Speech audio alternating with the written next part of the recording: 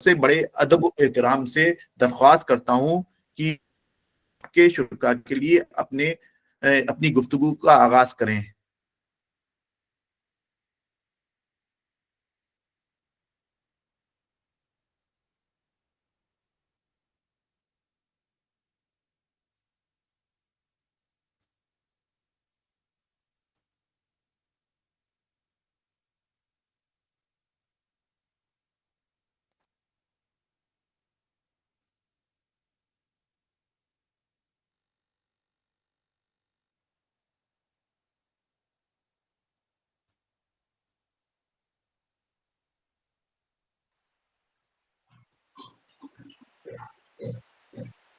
کیا ہوا؟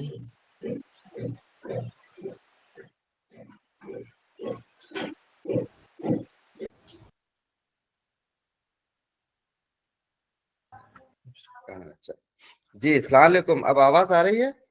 جی آ رہی ہے سر۔ آواز آ رہی ہے، میں پھر سے تعارف پیش کیا دے رہا ہوں سر۔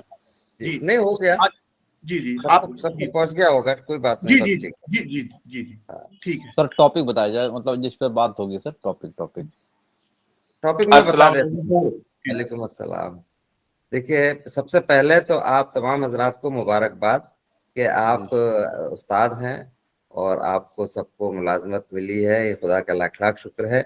اب جو استاد کا فرض ہوتا ہے وہ آگے آپ کو نبھانا ہے۔ آج جو افسانے پر بات کرنے کو کہا گیا ہے اس کا موضوع تو بالکل سامنے کا ہے، یعنی پریم چند سے سریندر پرکاش تک جو نمائندہ افسانے ہیں ان کے حوالے سے جو ٹرینڈ بدلتا چلا گیا ہے اس پر بات ہوگی، یا ان کے فن پر موضوع پر بات ہوگی۔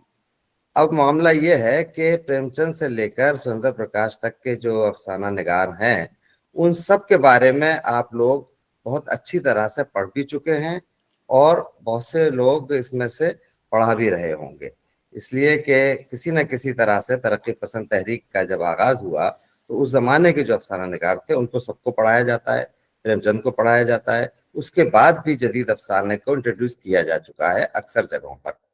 تو لیکن آپ نے جس پوائنٹ آف ویو سے پڑھا ہے، اب اس ریفریشر کورس کا مطلب یہ نہیں ہے کہ وہی باتیں آپ کو دوبارہ سے بتا کے اور ختم کام بات کی جائے، بلکہ کچھ ایسے پہلو جو ایک ٹیچر کو ہمیشہ یہ احساس ہوتا ہے کہ اس میں کوئی اور معنی تو پوشیدہ نہیں ہے، کسی اور طرح سے کوئی فنکاری تو نظر نہیں آ رہی ہے، وہ بھی ہم اپنے طلباء کو بتائیں۔ تو اس لحاظ سے ہم لوگ ایک ڈسکس کریں گے، صرف آپس میں یہاں ڈسکس کریں گے کہ پریم چند کے بارے میں یا اس کے بعد کے افسانہ نگاروں کے بارے میں ہمارے جو پرانے ناقدین نے کہا وہ تو اپنی جگہ ٹھیک ہے، لیکن اب ہم اس زمانے میں کیا سوچتے ہیں۔ دیکھیے، اگر آپ ذرا سا درسی تعلیم سے، مطلب تدریس کا جو ایک ٹرینڈ چلا آ رہا ہے اس سے ہٹ کے سوچیں تو آپ کو یہ اندازہ ہوگا کہ متن جو ہے کسی بھی چیز کا، وہ شاعری کا ہو یا وہ نثر میں کسی صنف کا ہو، متن جو موجود ہے وہ تو وہی رہتا ہے، متن میں تو کوئی تبدیلی نہیں آئے گی، غالب کا جو شعر ہے وہی رہے گا، لیکن زمانے کے لحاظ سے جو اس کے پڑھنے والے ہیں وہ ان کے تجربات الگ ہو جاتے ہیں، اور ان تجربات کی روشنی میں انہیں نئے نئے معنی نظر آنے لگتے ہیں۔ اسی لیے کہا جاتا ہے کہ اس کے معنی آہستہ آہستہ کھل رہے ہیں۔ تو وہ کھلتے کیسے ہیں؟ اس کا جو رسپانس ہوتا ہے، قاری کا جو رسپانس ہوتا ہے، اس کے لحاظ سے اس میں معنی تبدیل ہو جاتے ہیں۔ مثلا آج کسی نے، اس زمانے میں کسی نے بھائی چارے کی بات کی، اب وہ بھائی چارہ ہو سکتا ہے کہ آپس کے کسی خاندان کا ہو، لیکن آج اس پس منظر میں پوری دنیا میں بھائی چارے کی جو اہمیت ہے وہ معنی ہم تلاش کر لیں گے اس میں سے۔ لہٰذا وقت کے لحاظ سے، زمانے کے لحاظ سے معنی بدلتے نہیں ہیں بلکہ اضافہ ہوتا رہتا ہے، ان میں وہ معنی موجود رہتے ہیں، اضافہ ہوتا رہتا ہے۔ تو اب ہمیں نئے اینگل سے اگر ان لوگوں کے بارے میں سوچنا ہے تو وہ ہلکا سا اشارہ اسے 1.5 گھنٹے میں کیا جا سکتا ہے، اور آپ کو اس کی تحریک دی جا سکتی ہے کہ آپ معنی کس طرح سے تلاش کریں۔ مثلا سب سے پہلے تو ہم پریم چند پہ آتے ہیں، کیونکہ وقت تو صرف 1.5 گھنٹہ ہی ہے، اسی میں سب باتیں کرنا ہے۔ تو پریم چند سے پہلے کا جو افسانہ تھا اس کے بارے میں سب جانتے ہیں کہ رومانی تحریک کے نام سے اس کو جانا جاتا تھا، اور خاص طور سے سجاد حیدر یلدرم جو ہے، سلطان حیدر جوش اور نیاز فتح پوری، یہ 2-3 لوگ ایسے تھے کہ جن کے افسانے داستانی اسلوب سے یا داستانی رنگ سے کافی مماثل تھے. اور سجاد حیدر یلدرم نے کچھ تجربے کیے تھے، حالانکہ وہ تجربے ان کے اپنے نہیں بلکہ جو ترکی ادب تھا، ترک میں جو ترکی افسانہ تھا، اس سے انہوں نے استفادہ کر کے کچھ نیا پیش کرنے کی کوشش کی. لیکن وہ حقیقت نگاری جو پریم چند کے ہاں آئی وہ نہیں تھی. ہاں اتنا ضرور ہوا تھا کہ داستانوں میں جو مافوق الفطرت عناصر تھے ان کا سہارا لیا جاتا تھا، اس کی بجائے ان لوگوں نے حقیقت میں جو کچھ ہو سکتا ہے، جیسے کہ اتفاق ہے، اتفاقات ہیں، وہ اکثر ہوتے ہیں، تو وہ اس کا سہارا ضرور لیا. مثال کے طور پر ایک چھوٹی سی مثال یوں ہی بتا دیتے ہیں کہ اگر کسی شہزادے کو کسی پرستان میں پہنچانا ہے تو اب وہ پرستان تو چونکہ مافوق الفطرت عناصر کے ذیل میں آ جاتا ہے، لہذا پرستان تو نہیں لکھیں گے، وہ کوئی ایسا جزیرہ لکھ دیں گے کہ جہاں خاص طرح کے لوگ رہتے ہیں. تو تھوڑا سا حقیقت بھی ہو گئی لیکن داستان کا اثر بھی موجود رہا اس میں. اس کے بعد سے اب وہ پہنچتے ہوئے کوئی ایسی غیبی طاقت آتی ہے شہزادے کے پاس داستانوں میں کہ وہ اسے اڑا کے وہاں لے جاتی ہے. مثلا کوئی اڑن کٹولا آ گیا، کوئی قالین آ گیا، کوئی ایسے جوتے آ گئے، کوئی ایسی ٹوپی آ گئی جس کے سہارے سے وہ وہاں پہنچ گیا. اب حقیقت نگاری کا زمانہ آنے لگا تھا آہستہ آہستہ، انگریزی میں اور دوسرے ادب میں آ چکا تھا، یہاں اس کے اثرات آ رہے تھے. تو اب ان کو کیا ہوا کہ یہ جب کشتی میں جا رہے ہیں، پتہ چلا طوفان آ گیا، وہ کشتی ٹوٹ گئی، یہ بے ہوش ہو گئے، لیکن وہ ایسا ایک ان کو لکڑی کا حصہ مل گیا، ایک تختہ، کہ اس پر وہ کسی طرح سے بچ گئے اور بے ہوشی کے عالم میں لہریں کرتے کرتے وہ ایک کنارے پہ جا لگے. اور یہ سب اتفاق سے ہوا، اتفاق سے وہ بچ گئے، اتفاق سے طوفان آ گیا، اتفاق سے وہ اسی جزیرے پہ گئے جہاں کے عزم کر کے جہاں کے گئے تھے، اتفاق سے وہ شہزادی وہیں موجود تھی اپنی سہیلیوں کے ساتھ، اتفاق سے اس کو نکال لیا گیا. تو یہ بھی بہت زیادہ حقیقت نگاری نہیں ہے جو پریم چند کے ہاں آئی. یہ ہے داستانی ہی اسلوب، لیکن داستانوں کی طرح صرف سپر نیچرل ایلیمنٹ کا جو سہارا لیا جاتا تھا وہ نہیں لیا گیا اور اس کی جگہ لے لی اتفاقات نے. تو یہ افسانہ تو پریم چند سے پہلے ایک طرح سے افسانے کو آگے بڑھانے کے یہ ٹولز تھے، اس کی مدد کرتے تھے افسانے کو آگے بڑھانے میں یہ ٹولز. لیکن پریم چند نے ایسا نہیں کیا. پریم چند نے جیسا سماج دیکھا اور جس طرح کی زندگی اپنے زمانے میں اور اپنے سے پہلے جو کچھ سنی ہوئی تھی اس کو بنیاد بنایا. حالانکہ شروع میں ظاہر داستانیں انہوں نے بہت سنی تھی، پڑھی تھی، اور اردو کا تو ماحول ہی تھا اس زمانے میں، تو اس کا اثر تو ان کے ہاں بھی تھا، لیکن وہ اس طرح سے نہیں تھا جس طرح سے ان سے پہلے کے لکھنے والوں کے یہاں تھا. ان کے حقیقت کی عکاسی زیادہ تھی. اس کے اگر آپ پرسنٹیج دیکھیں تو حقیقت اگر 90% ہے تو 10% ہی صرف ایسا ہوتا تھا جہاں آپ سوال اٹھا سکتے ہیں کہ ارے یہ کیسے ہو گیا، یہ نہیں بھی ہو سکتا تھا. تو پریم چند حقیقت نگار کی حیثیت سے ہمارے سامنے آئے. لیکن پریم چند کی جو امیج ہے اس پر آج ذرا سا الگ ہٹ کے، جو کتابی باتیں ہیں اس سے الگ ہٹ کے ہم چاہیں گے کہ آپ کے ساتھ گفتگو کی جائے. پریم چند کے بارے میں عام طور سے یہ کہا جاتا ہے کہ پریم چند کا بیانیہ سادہ بیانیہ تھا، ایسا بیانیہ تھا جو سب کی سمجھ میں آ جائے. اس میں پیچیدگی اور بہت زیادہ باریکی نہیں تھی، اس لیے کہ ان کو ایک پیغام پہنچانا تھا.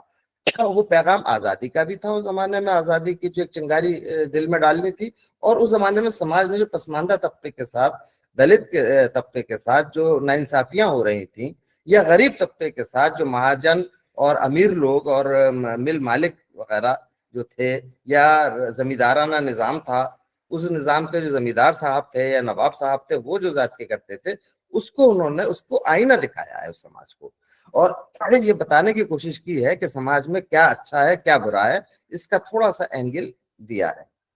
لیکن اس کو ہمارے ناقدین نے اتنا زیادہ اس پر توجہ دی اور اس کو اتنا زیادہ پیش کیا قارئین کے سامنے، طالب علموں کے سامنے، کہ ایسا لگنے لگا کہ پریم چند ٹائپ افسانہ نگار تھے.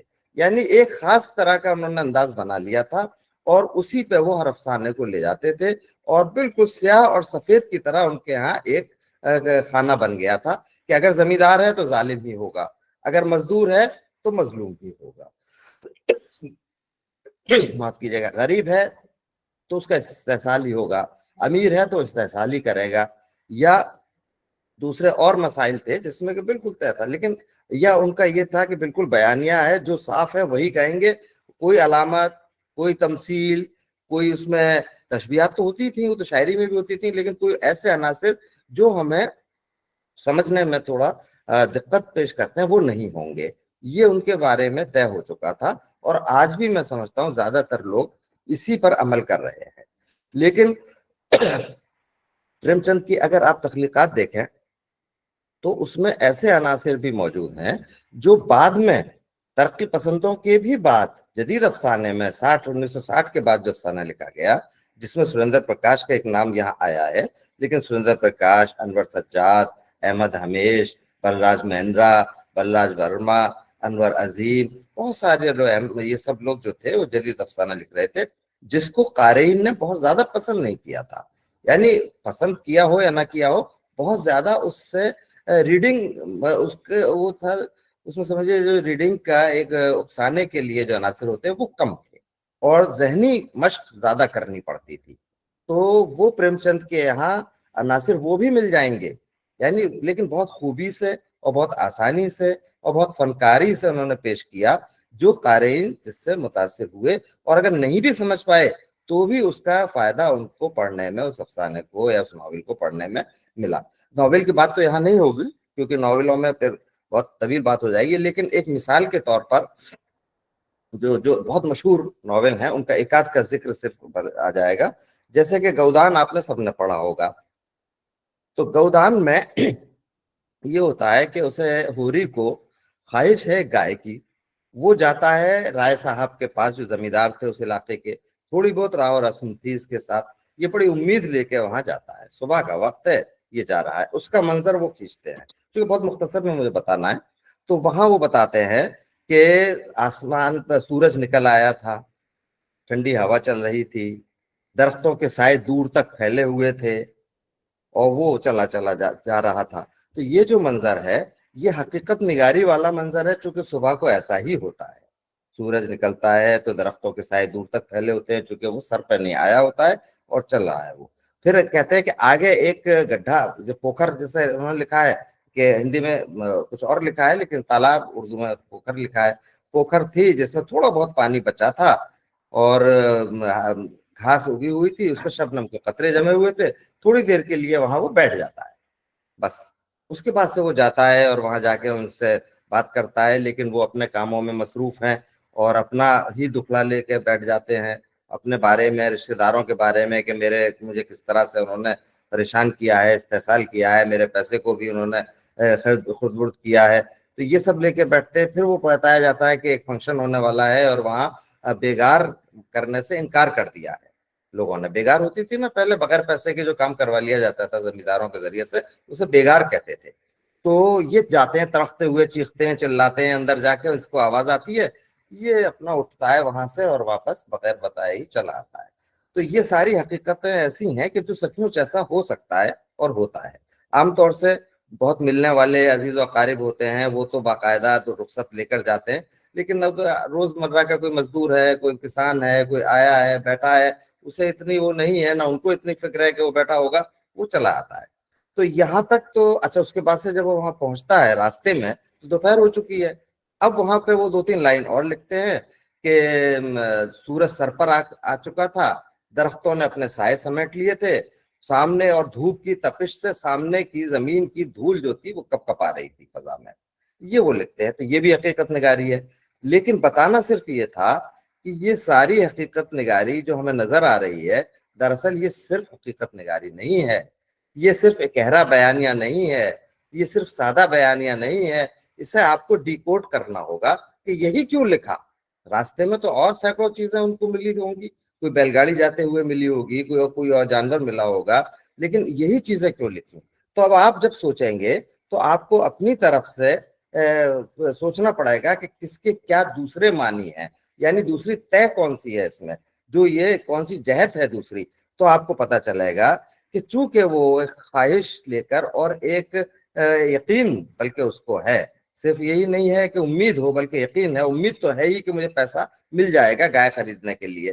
تو اسے ٹھنڈی ٹھنڈی ہوا کا ذکر کرنا وہاں اس لیے ضروری تھا کہ وہ اس کی داخلی کیفیت سے مناسبت رکھتا ہے. وہاں درختوں کے سائے دور تک پھیلے ہوئے تھے، اس کا ذکر کرنا اس لیے ضروری تھا. صرف صبح کا وقت تو پیش ہوتا ہی ایسے، لیکن اس لیے بھی ضروری تھا کہ اسے ان کا سایہ، ان کا شیلٹر ایک بڑے آدمی کا شیلٹر اپنے سر پر محسوس ہو رہا ہے. اس کی کیفیت یہ ہے کہ کچھ نہ کچھ مجھے اس سائے کے نیچے سکون ملے گا, یعنی مجھے کچھ وہاں سے حاصل ہو جائے گا. پھر وہ پوکھر کے پاس اس لیے بیٹھتا ہے کہ اسے گائے کی خواہش تھی, اور یہ لکھا ہے وہ چراگاہ تھی اور وہیں پہ کچھ گائے چرنے آ جایا کرتی تھی, کیونکہ وہاں تھوڑا سا پانی تھا اس پوکھر میں, اور شبنم کے قطرے جمے ہوئے ہیں, گھاس ہے, یہ سب چیزیں تھی وہ اس کی خواہشات کی نمائندگی کر رہی ہیں. اب کہہ سکتے ہیں خواہشات کے استعارے ہیں یہ.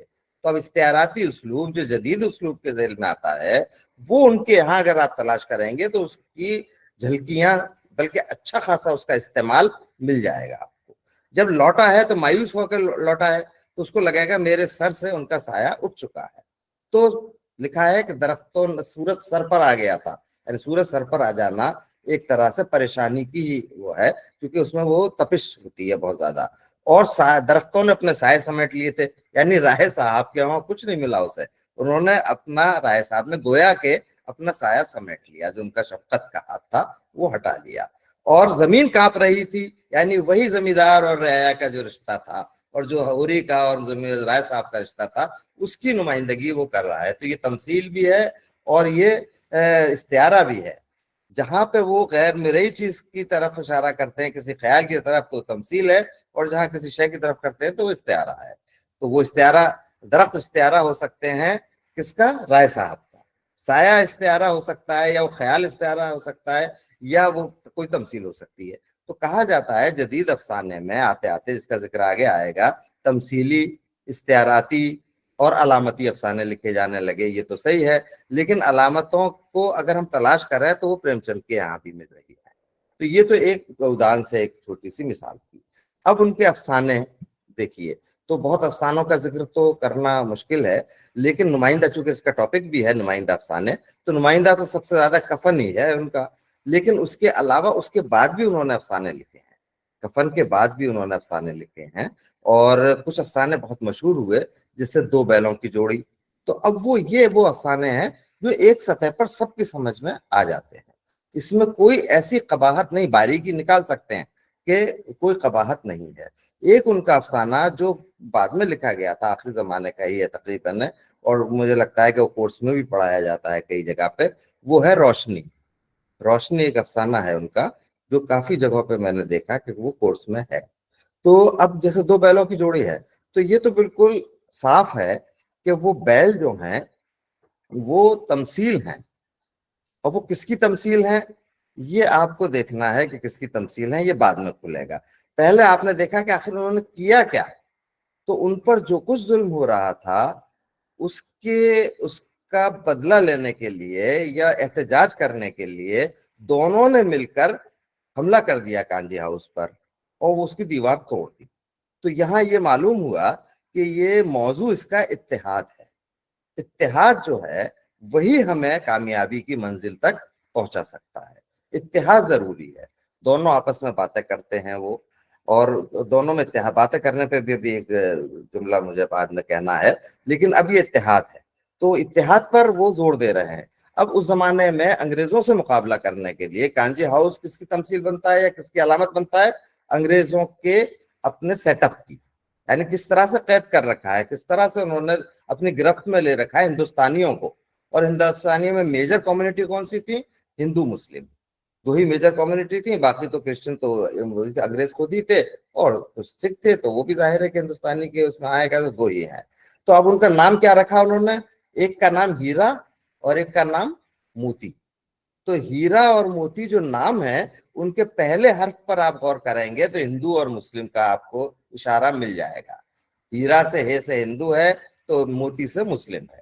تو ان دونوں کا اتحاد ہوگا تبھی آپ کامیاب ہو سکتے ہیں اپنے مقصد میں. یہ ان کا چھپا ہوا پیغام تھا. اس کو کھل کے بھی کہہ سکتے تھے, لیکن اس طرح کے اشاراتی زبان جو تھی ان کے یہاں شروع ہو چکی تھی, پریم چند کے یہاں یہ باریکیاں شروع ہو چکی تھیں. اتحاد. اب ایک سوال اس میں پیدا یہ ہوتا ہے کہ صاحب پریم چند تو حقیقت نگار تھے, وہ دونوں باتیں کیسے کر رہے تھے ہیرا اور موتی آپس میں؟ تو آپ پھر دوبارہ دیکھیے گا, پڑھیے گا, انہوں نے کہیں یہ نہیں لکھا کہ اس نے یہ کہا, اس نے یہ کہا. انہوں نے لکھا کہ موتی نے آنکھوں کی زبان سے یہ کہا, اور ہیرا نے اس طرح سے اسے محسوس کیا. تو آنکھوں, یعنی انہوں نے صاف کر دیا کہ یہ آنکھوں سے جو امپریشن ہو سکتا ہے اس کا اظہار राइटर एक नरेटर की हैसियत से, एक रावी की हैसियत से बयान कर रहा है, नरेटर उसकी आंखों की तासुरात से। तो इस तरह से जो छोटी छोटी चीजें थी उसका उन्होंने उसमें भी सहारा उसमें भी ख्याल रखा है कि हकीकत निगारी से दामन भी न छूटने पाए और तमसीली और अलामती अफसाना एक तरह से वो पेश भी हो जाए। तो प्रेमचंद के फन पर देखिए ये कहने की बात नहीं है, लेकिन हमारे नाक़दीन से कहीं ना कहीं कोई थोड़ी सी कमी जरूर रही है प्रेमचंद के नाक़दीन से, कि उन्होंने बहुत ही गहरा बनाकर उनको पेश किया है। अब बहुत जल्दी आते हैं रोशनी पे, आ जाइए उनका अफसाना। वो याद होगा आपको, लेकिन बहुत मुख्तसर में 3-4 जुमलों में मैं उसकी कहानी बताता हूँ कि एक आईसीएस ऑफिसर, जैसे आईएएस और आईपीएस अब होते हैं, सरकारी अंग्रेज के सरकारी ऑफिसर, जो हिंदुस्तानी एक शख्स है, वो एक डाक बंगले में ठहरा हुआ है और वो पहाड़ी इलाका है। वहां वो खड़े होकर जब नीचे देखता है तो किसान अपना पहाड़ी इलाके में थोड़ी थोड़ी जमीन फ्लैट हो जाती है, सीधी समतल हो जाती है, उस पर वो हल चला रहा है। तो ये एक इसका इंप्रेशन है कि कह रहा है भी क्या यहाँ हिंदुस्तान का पिछड़ा हुआ मुल्क है, इंग्लिस्तान में देखिए कि कितना तरक्की कर गया वो मुल्क और कितनी तरक्की कर गया, और ट्रैक्टर है ये वगैरह वगैरह वो सोचता है। और यहाँ वही बाबा आदम के यही जुमला है, बल्कि मुझे याद आता है कि बाबा आदम के जमाने का वही हल, वही बैल, वही किसान, तो बहुत पिछड़ा हुआ है वो। एक तरह से ऐसा लगता है कि नफरत सी कर रहा है वो। वहां पे बहुत अच्छी खूबसूरत मैगजीन एक रखी हुई है अंग्रेजी की उसकी टेबल पर, वो देखता है, वो ऑफिसर है, उसके बाद से वो उसको उठाता है और देखता है उसका कागज, उसमें बहुत रेशम का सा कागज है, बहुत अच्छा चिकना कागज है, खूबसूरत तस्वीरें हैं। तो फिर ये यहाँ के हिंदुस्तान के बारे में जब सोचता है तो उसको बहुत पिछड़ा हुआ और पसमानदा और बहुत ही मतलब एक तरह से ऐसा कि जिस पर कोई तवज्जो न दी जाए, इस तरह का वो लगता है। तो खैर ये एक एहसास हुआ। अब हम लोग ये समझते रहे कि ये एक ऐसा तस्करा है जो हिंदुस्तानियों के बारे में अंग्रेजों की हुकूमत में जो अफसरान थे उनका नजरिया था, ये समझते रहे। लेकिन अगर आप उस पर आगे बढ़ेंगे तो इसी बात को हम दोबारा से ही देखेंगे तो क्या आएगा। तो उसमें जब वो देखता है आंधी, उस जमाने में वो घोड़े से जब जा रहा है नीचे उतर के, तो पहाड़ी इलाका है तो बहुत तेज आंधी आती है, बहुत जोरदार आंधी आती है। और वो मशरिक की, उन्होंने, मुझे याद आता है कि उन्होंने लिखा था मशरिक की तरफ से आंधी उठी और वो आंधी चलने लगी। अब ये परेशान हो गया, अंधेरा हो गया और बहुत खो गया, रास्ता भूल गया, इसको जहां जाना था, जिस जगह पे जाना था वहां पहुंचना मुहाल हो गया इसके लिए। तो पहली बात तो ये कि आमतौर से इस इलाके में जहाँ प्रेमचंद ने कहानी लिखी, मगरिब की तरफ से आंधियां ज्यादा आती हैं। मशरिक, जी हाँ, मशरिक की तरफ से आंधी आते हुए दिखाया है। तो ये हल्का सा इशारा उन्होंने किया, आती हैं उधर से भी आती हैं, आ सकती हैं, लेकिन उन्होंने खास तौर से लिखा, वरना आंधी आती थी लिखते थे। अब वो आंधी जब आती है तो रास्ता भूल जाता है। तो उनको एक औरत मिलती है वहां, पहाड़ी औरत है, गांव की औरत है, वो औरत मिलती है तो वो उनको रास्ता दिखाती है। वो जब रास्ता दिखाती है और सही जगह पे पहुंचा देती है तो वो एक ऐसे मंदिर के पास पहुंचते हैं, बारिश भी हो गई है, कीचड़ हो रहा है, कि वहां एक अंधा आदमी मंदिर जा रहा है तो फिसल जाता है, मिट्टी, चिकनी मिट्टी है पहाड़ी, उससे फिसल जाता है, गिर जाता है। ये उठते हैं, उसको सहारा देते हैं, ये साहब जो ऑफिसर हैं, उठ के उसको मंदिर में पहुंचा देते हैं। वो कहता है कि बेटा तुम कौन हो, तुम्हें कैसे क्या है, तो वो बता कैसे आए तुम, तो वो बताता है कि मैं, मुझे एक ने वो दिया, सहारा दी, रास्ता बताया, और उस तरह से मैं उस आंधी के परेशानी से, जो काली आंधी थी, उससे बच के यहाँ तक पहुंच गया। तो कहता है वो औरत थी, वो पूछता है अंधा, तो कहता है नहीं, वो कोई देवी थी। और इसी पर कहानी खत्म हो जाती है। एक जुमला और होगा लेकिन इसी पर कहानी खत्म हो जाती है यहाँ। तो अब सवाल ये है कि ये तो बज़ाहिर अगर उनको तो दें कि इस्लाह करने वाले, इस्लाही अदब लिखने वाले और समाज की सीधी सादी हकीकत को पेश कर देने वाले अफसाना निगार थे, तो बस समझ में आएगा कि इस तरह के लोग जो होते हैं वो देवी ही होते हैं और ये कर रहा है। लेकिन अगर आप उसके किरदार के दाखिल में होकर देखते हैं कि प्रेमचंद कहाँ तक पहुंचे, तो आपको एहसास होगा कि ये जो चीज है कि अगर वो नफरत कर रहे हैं कि यहाँ बाबा आदम के जमाने के हल बैल चल रहे हैं या पुराने जमाने का सब कुछ है, ये कौम कैसे तरक्की करेगी, तो ये वही शख्स करेगा, या कम से कम वो शख्स भी करेगा जिसके दिल में ये ख्वाहिश होगी काश ये बदल जाए। जब हमारे दिल ख्वाहिश ये होती है कि ये शहर हमारा या घर ऐसा नहीं ऐसा हो, तभी हम कहते हैं अरे भाई बड़ा पुराना हो गया और इस पर ये छत गिर गई, तभी कहेंगे उसका, तब हमारे दिल में ख्वाहिश होगी। इसका मतलब कोई उनसुर जो गैर महसूस तौर पर ही क्यों ना हो, वो उसके दिल में था, उस ऑफिसर के, जो हिंदुस्तानी था, کہ کاش میرا ملک بھی اسی طرح ترقی کرے، یہ خواہش تھی.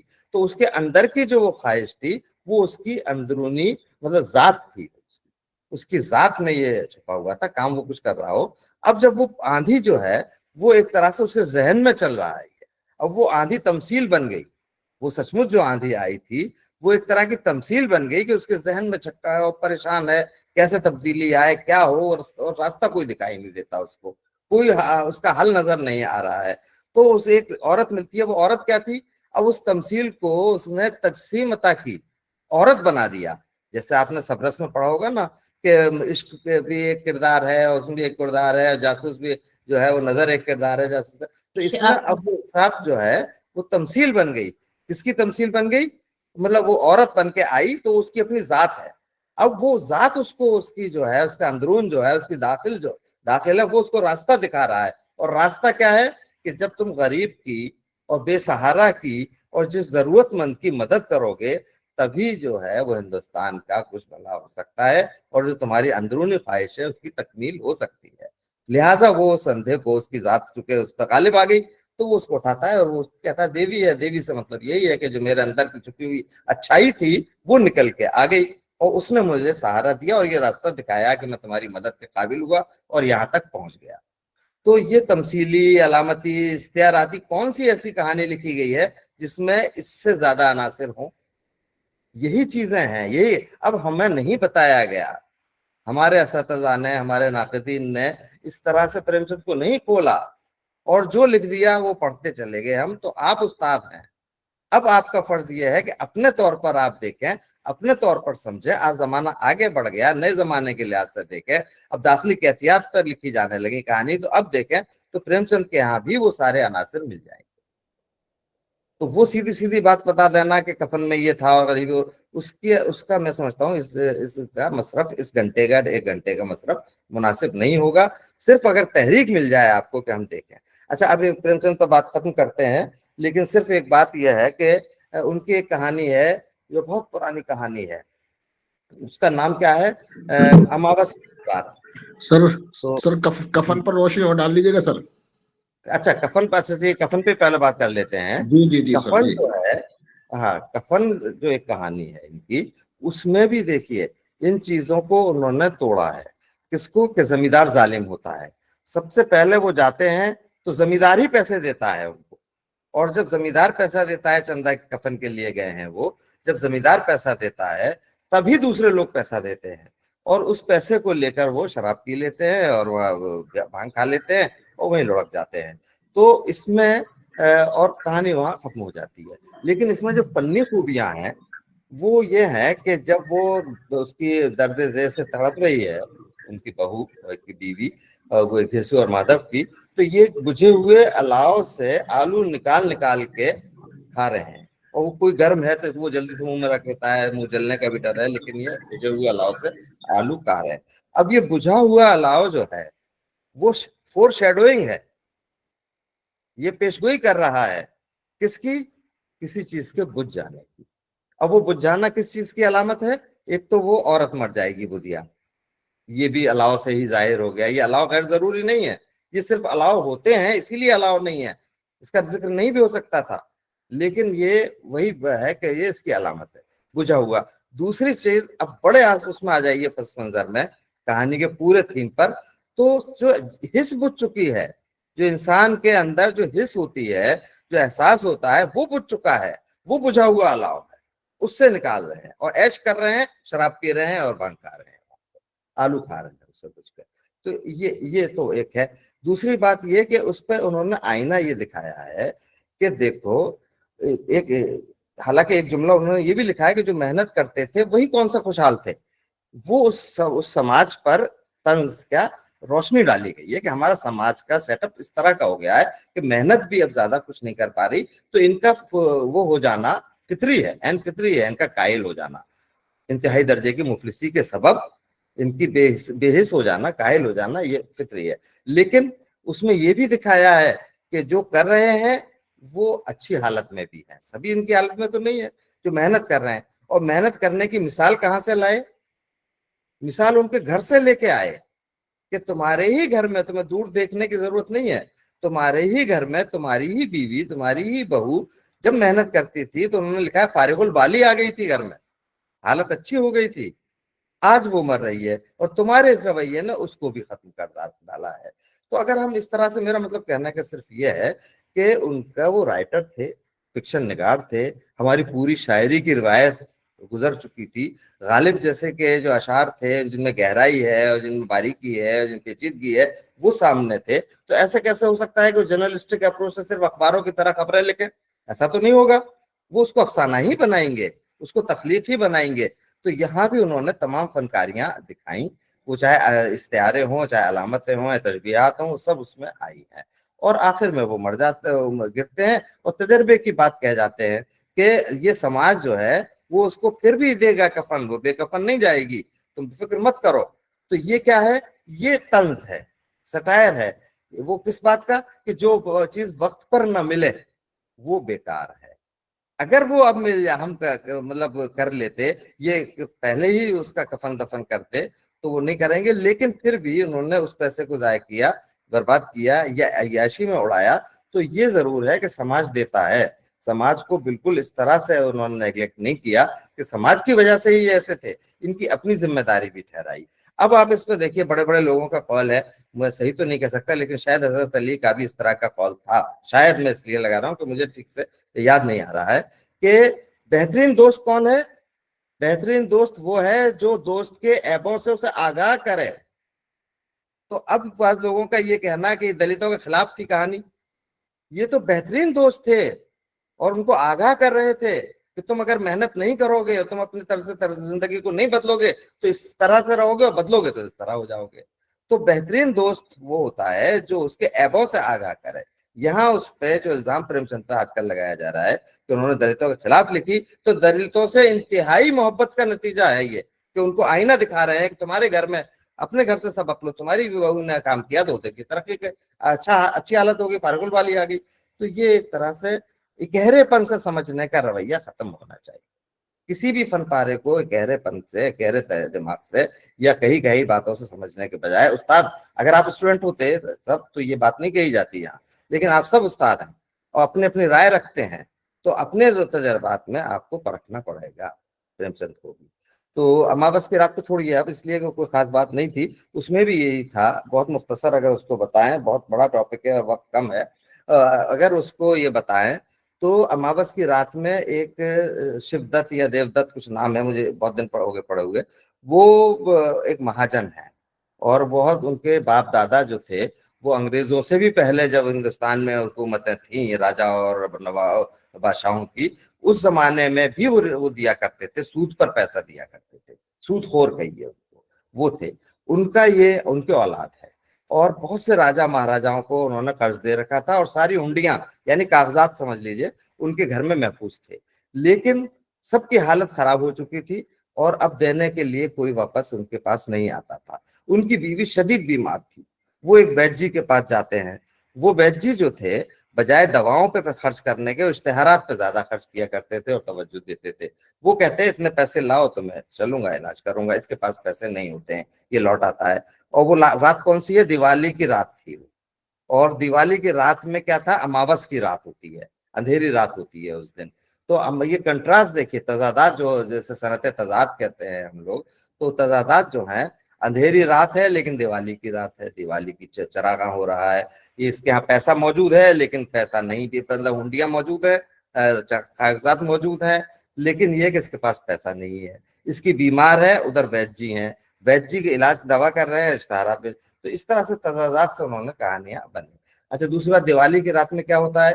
یہ کہا جاتا ہے کہ لکشمی آتی ہے اس دن, لکشمی کی رات ہوتی ہے وہ. تو اب لکشمی جو آتی ہے, اسی لیے لوگ جوا کھیلتے ہیں, بہت سے کام کرتے ہیں. تو لکشمی پیسے کی ایک طرح سے وہ دیوی ہیں, پیسے کی دیوی ہیں لکشمی. تو اب وہ وہاں جب پیسہ اس کو نہیں ملتا ہے تو وہ بیچارہ اپنے گھر میں بیٹھا ہوا یہ کر رہا ہے کہ وہ جو کاغذات ہیں ان کو جلا رہا ہے. وہ ریئیکشن میں ایک جلایا, دو جلائے, تین جلائے, وہ کاغذات جلاتا رہتا ہے. اب وہ کاغذات کافی جل جاتے ہیں, اتنی دیر میں دیکھتا ہے سامنے سے جیسے کوئی بارات آ رہی ہے. تو جب قریب آتا ہے تو پتہ چلتا ہے کہ ایک راجکمار ہے جو اپنے بہت سے لوگوں کے ساتھ ہنڈے رات کو روشنی لیے ہوئے چراغ اور ہنڈے جلتے تھے اس زمانے میں، جو بھی روشنی کہتے مشعل وغیرہ وہ لیے وہ آ رہا ہے، اس کے دروازے پہ آ کے اس کا ہاتھی جھولنے لگتا ہے، یہ نیچے اتر کے جاتا ہے تو اس سے کہتا ہے کہ بھائی میں جا رہا تھا شرات کرنے کے لیے گیا، شاید وہ بتاتا ہے، اور لیکن شرات سے پہلے میرے بزرگوں پہ کا پیسے ان پر قرض تھا کچھ آپ کا، وہ مجھے ادا کرنا ضروری تھا، اتنے 1000 روپے قرض تھے آپ کے، وہ مجھے ادا کرنا ضروری تھا، تو یہ میں لے کے آیا ہوں۔ خیر وہ دیتا ہے اور کہتا ہے وہ کاغذ ہو تو ذرا لے آئیے، میں کاغذ دیکھنا چاہتا ہوں۔ اب ایک دم قاری کا دل دھک سے رہ جاتا ہے کہ کاغذ تو یہ جلا رہا تھا، اگر اس کا کاغذ بھی جل گیا ہوگا تو یہ تو پیسے بھی نہیں ملیں گے، اس کو آتے ہوئے پیسے نہیں ملیں گے۔ اب یہ جو ٹیکنک ہے کون سی بات کب کہنی ہے، کون سا واقعہ کس واقعے کے بعد آئے، اس سے اچھی طرح واقف تھے وہ پرانی کہانیوں میں بھی، یہ بہت شروع کی کہانی ہے ان کی، تو وہ ایک دم سے دھک سے رہتا ہے۔ خیر یہ جلدی سے جاتا ہے، بھاگتا ہے، دیکھتا ہے اور دیکھ کے یہ کاغذ مل جاتا ہے۔ اب یہ دوسری تاریخ کو انوالو کرنے کی دوسری ٹیکنک ہوئی، نہیں ملتا تو کہانی کچھ آگے نہیں بڑھتی، وہ کاغذ مل جاتا ہے۔ اب کاغذ مل جاتا ہے تو یہ لے کے آتا ہے، اس کو دیتا ہے، پیسے اس کو مل جاتے ہیں۔ اب پیسے جب مل جاتے ہیں تو یہ سیدھا جاتا ہے وید جی کے پاس، نہیں سیدھا گھر پہ آتا ہے اپنی بیوی کے پاس، تو یہ دیکھتا ہے کہ بیوی جو ہے جب اس کے پاس پیسے ہیں، لیکن جب وہ گھر لوٹتا ہے تو بیوی مر گئی، بیوی مر جاتی ہے۔ اب یہاں کس کی اہمیت ہوگی، فلسفیکل اگر دیکھیں وقت کی اہمیت ہوگی، یعنی وقت جو ہے اگر یہی ایک دن پہلے مل جاتے پیسے یا چند گھنٹوں پہلے مل جاتے تو شاید کام آ سکتے تھے، اس پہ وقت کی اہمیت ہو گئی۔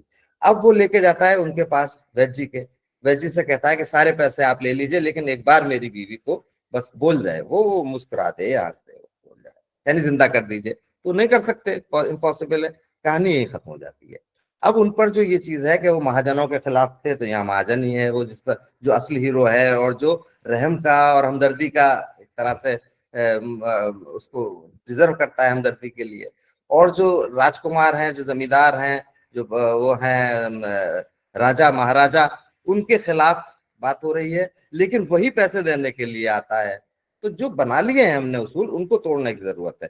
اور جو مذہب کے خلاف کہتے ہیں کہ سارے پنڈت پیسے لوٹتے ہیں اور یہ کرتے ہیں وہ کرتے ہیں، تو وہ مذہبی ہے جو اس کو مجبور کرتا ہے کہ شراط جب ہی پورا ہوگا جب میں پیسے ادا کر دوں گا، تو ان کا وہ دھرمی ہے، اس دھرم کی پابندی کی وجہ سے یا اس کی وجہ سے وہ آ کے پیسہ دینے کے لیے آیا ہے۔ تو یہاں وہ بھی ہمارے اس کو توڑ دیا جو ہمارے ناقدین نے بنایا تھا کہ جو مذہبی لوگ ہیں، پنڈت ہیں، ہون کراتے ہیں، ان کے خلاف ہمیشہ رہتے ہیں۔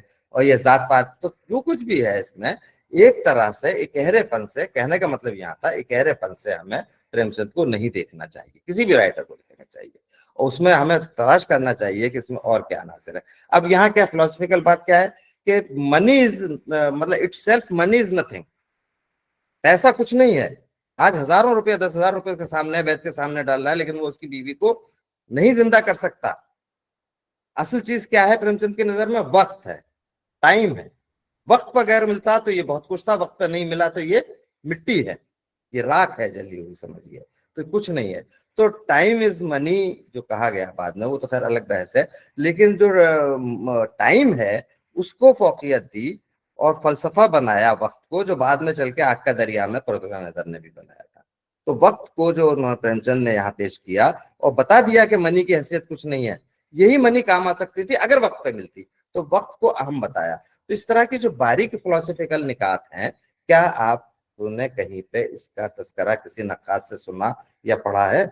جس طرح پریم چند کے یہاں جو فلسفیانہ، اب دیکھیے آخری بات پریم چند کے بارے میں ہوگی۔ پریم چند کی ایک کتاب ہے، وہ ضرور پڑھیے گا، میری بہترین کہانیاں، ایک کتاب ہے پریم چند کی، انہوں نے انتخاب کیا ہے اپنی بہترین کہانیوں کا، اس کا دیباچہ لکھا ہے، اور ایک زیادہ لمبا نہیں ہے، 2 صفحے کا ہے، چھوٹی کتاب ہے، 2 صفحے کا ہے وہ۔ اس میں ایک جگہ انہوں نے لکھا ہے کہ واقعات تو کہانی کو آگے بڑھانے کے لیے ہوتے ہیں، اصل میں کرداروں کے ذہنی مد و جزر کو میں موضوع بناتا ہوں، یعنی اتار چڑھاؤ اور جو پیچیدگیاں ہے اس کو موضوع بناتا ہوں۔ اور وہ کہتے ہیں جب تک کوئی نفسیاتی گتھی اور فلسفیانہ پیچیدگی میرے ہاتھ نہیں لگتی میں قلم نہیں اٹھاتا۔ یہ انہوں نے یہاں بھی لکھا ہے، اور نگم کو بھی خط میں انہوں نے خط میں بھی ایک جگہ لکھا تھا۔ تو اب جو شخص یہ کہہ رہا ہے کہ نفسیاتی گتھی اور نفسیاتی پیچیدگی اور فلسفیانہ گتھی میرے ہاتھ نہیں لگتی تو میں قلم نہیں اٹھاتا، جو کہہ رہا ہے کہ کرداروں کے ذہنی مدوجزر کو میں موضوع بناتا ہوں، اس کو ہم سپاٹ بیانیہ کہہ کے کیسے نکل سکتے ہیں؟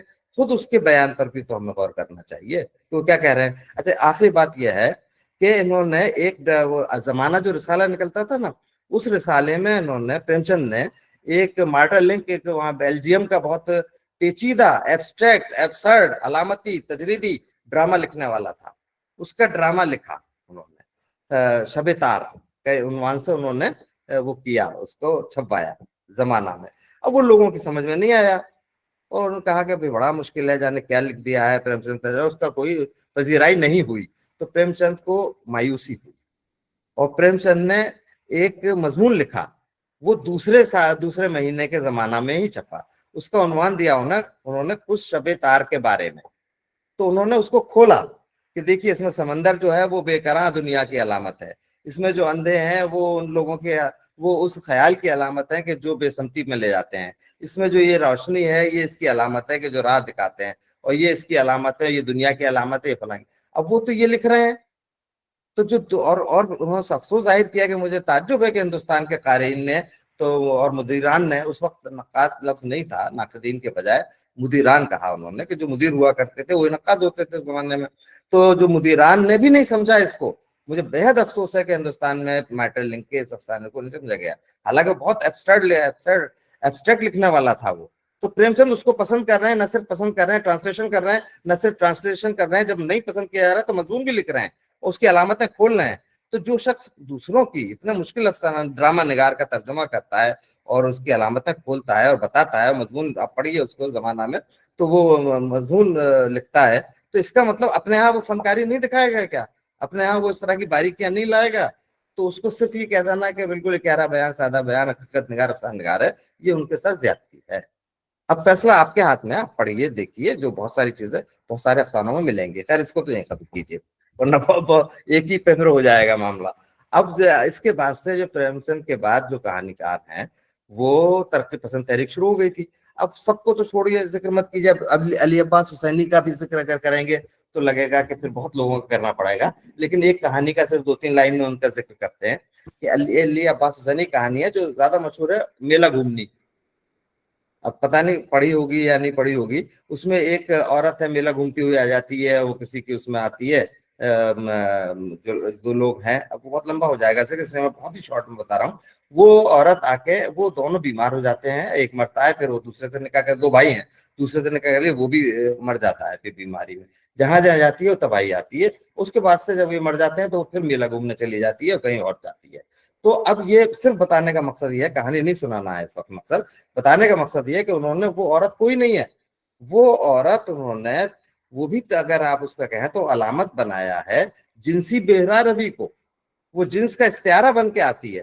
اگر ہماری زندگی میں جنسی بہرا روی ہوگی اور اس طرح سے ہم لوگوں کے ساتھ رویہ یا تعلق پیدا کر لیں گے جو جائز نہیں ہے، تو بہرا روی کی زندگی گزاریں گے، شراب بھی پینے لگتا ہے، سورا بھی کھانے لگتا ہے تو مر جاتا ہے، تو پھر ہمیں موت ہی آنا ہے۔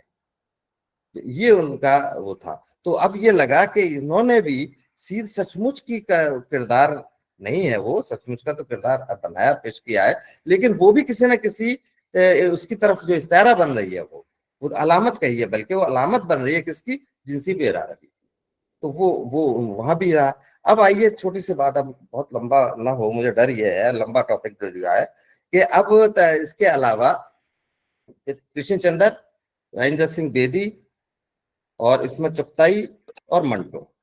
اب اس میں کرشن چندر کے افسانوں پر بات کریں گے، چونکہ بہت افسانے لکھے ہیں تو بہت لمبی بات ہوگی، لیکن یہ کہ ان کے یہاں بھی اب جیسے کالو بھنگی ہے، ان کا افسانہ وہ بہت مشہور ہے، تو کالو بھنگی میں صرف ایک بات بتانا ہے، کہانی سب نے پڑھی ہوگی، کہ اس میں کالو بھنگی جو ہے وہ، اس میں ایک نظر میں لوگ یہ کہہ دیتے ہیں، بہت سامنے کی بات کہہ رہا ہوں میں، کہ یہ بھئی یہ چھوت چھات کو جو برتتے ہیں لوگ، اور چھوت چھات کے خلاف بھی تھے، پریم چند نے جیسے دودھ کی قیمت وغیرہ لکھا تھا نا، وہ جو دلت ہیں ان سے اس طرح سے برتتے ہیں تو اس کے خلاف تھے۔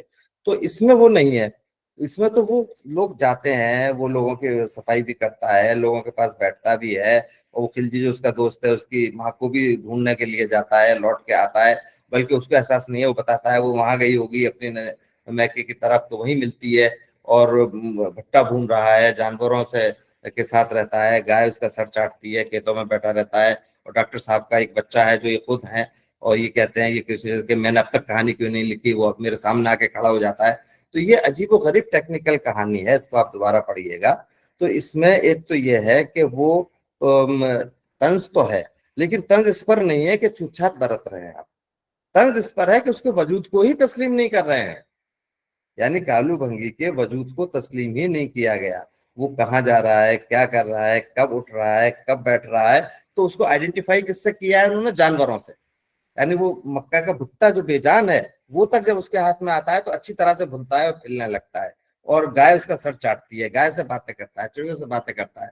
तो यानी आपने समाज में एक तबके को इतना ज्यादा नजरअंदाज किया है, इग्नोर किया है कि वो एक कॉमोडिटी बन गया है, वो इंसान की हैसियत नहीं ले पा रहा है, और उसकी कहानी कम कहकर उन लोगों की कहानी ज्यादा बयान की है जो कंपाउंडर हैं या अच्छी उस पर है, क्योंकि उन पर आपकी नजर रुकती है, इस पर नजर ही नहीं जा रही है कि वो है क्या।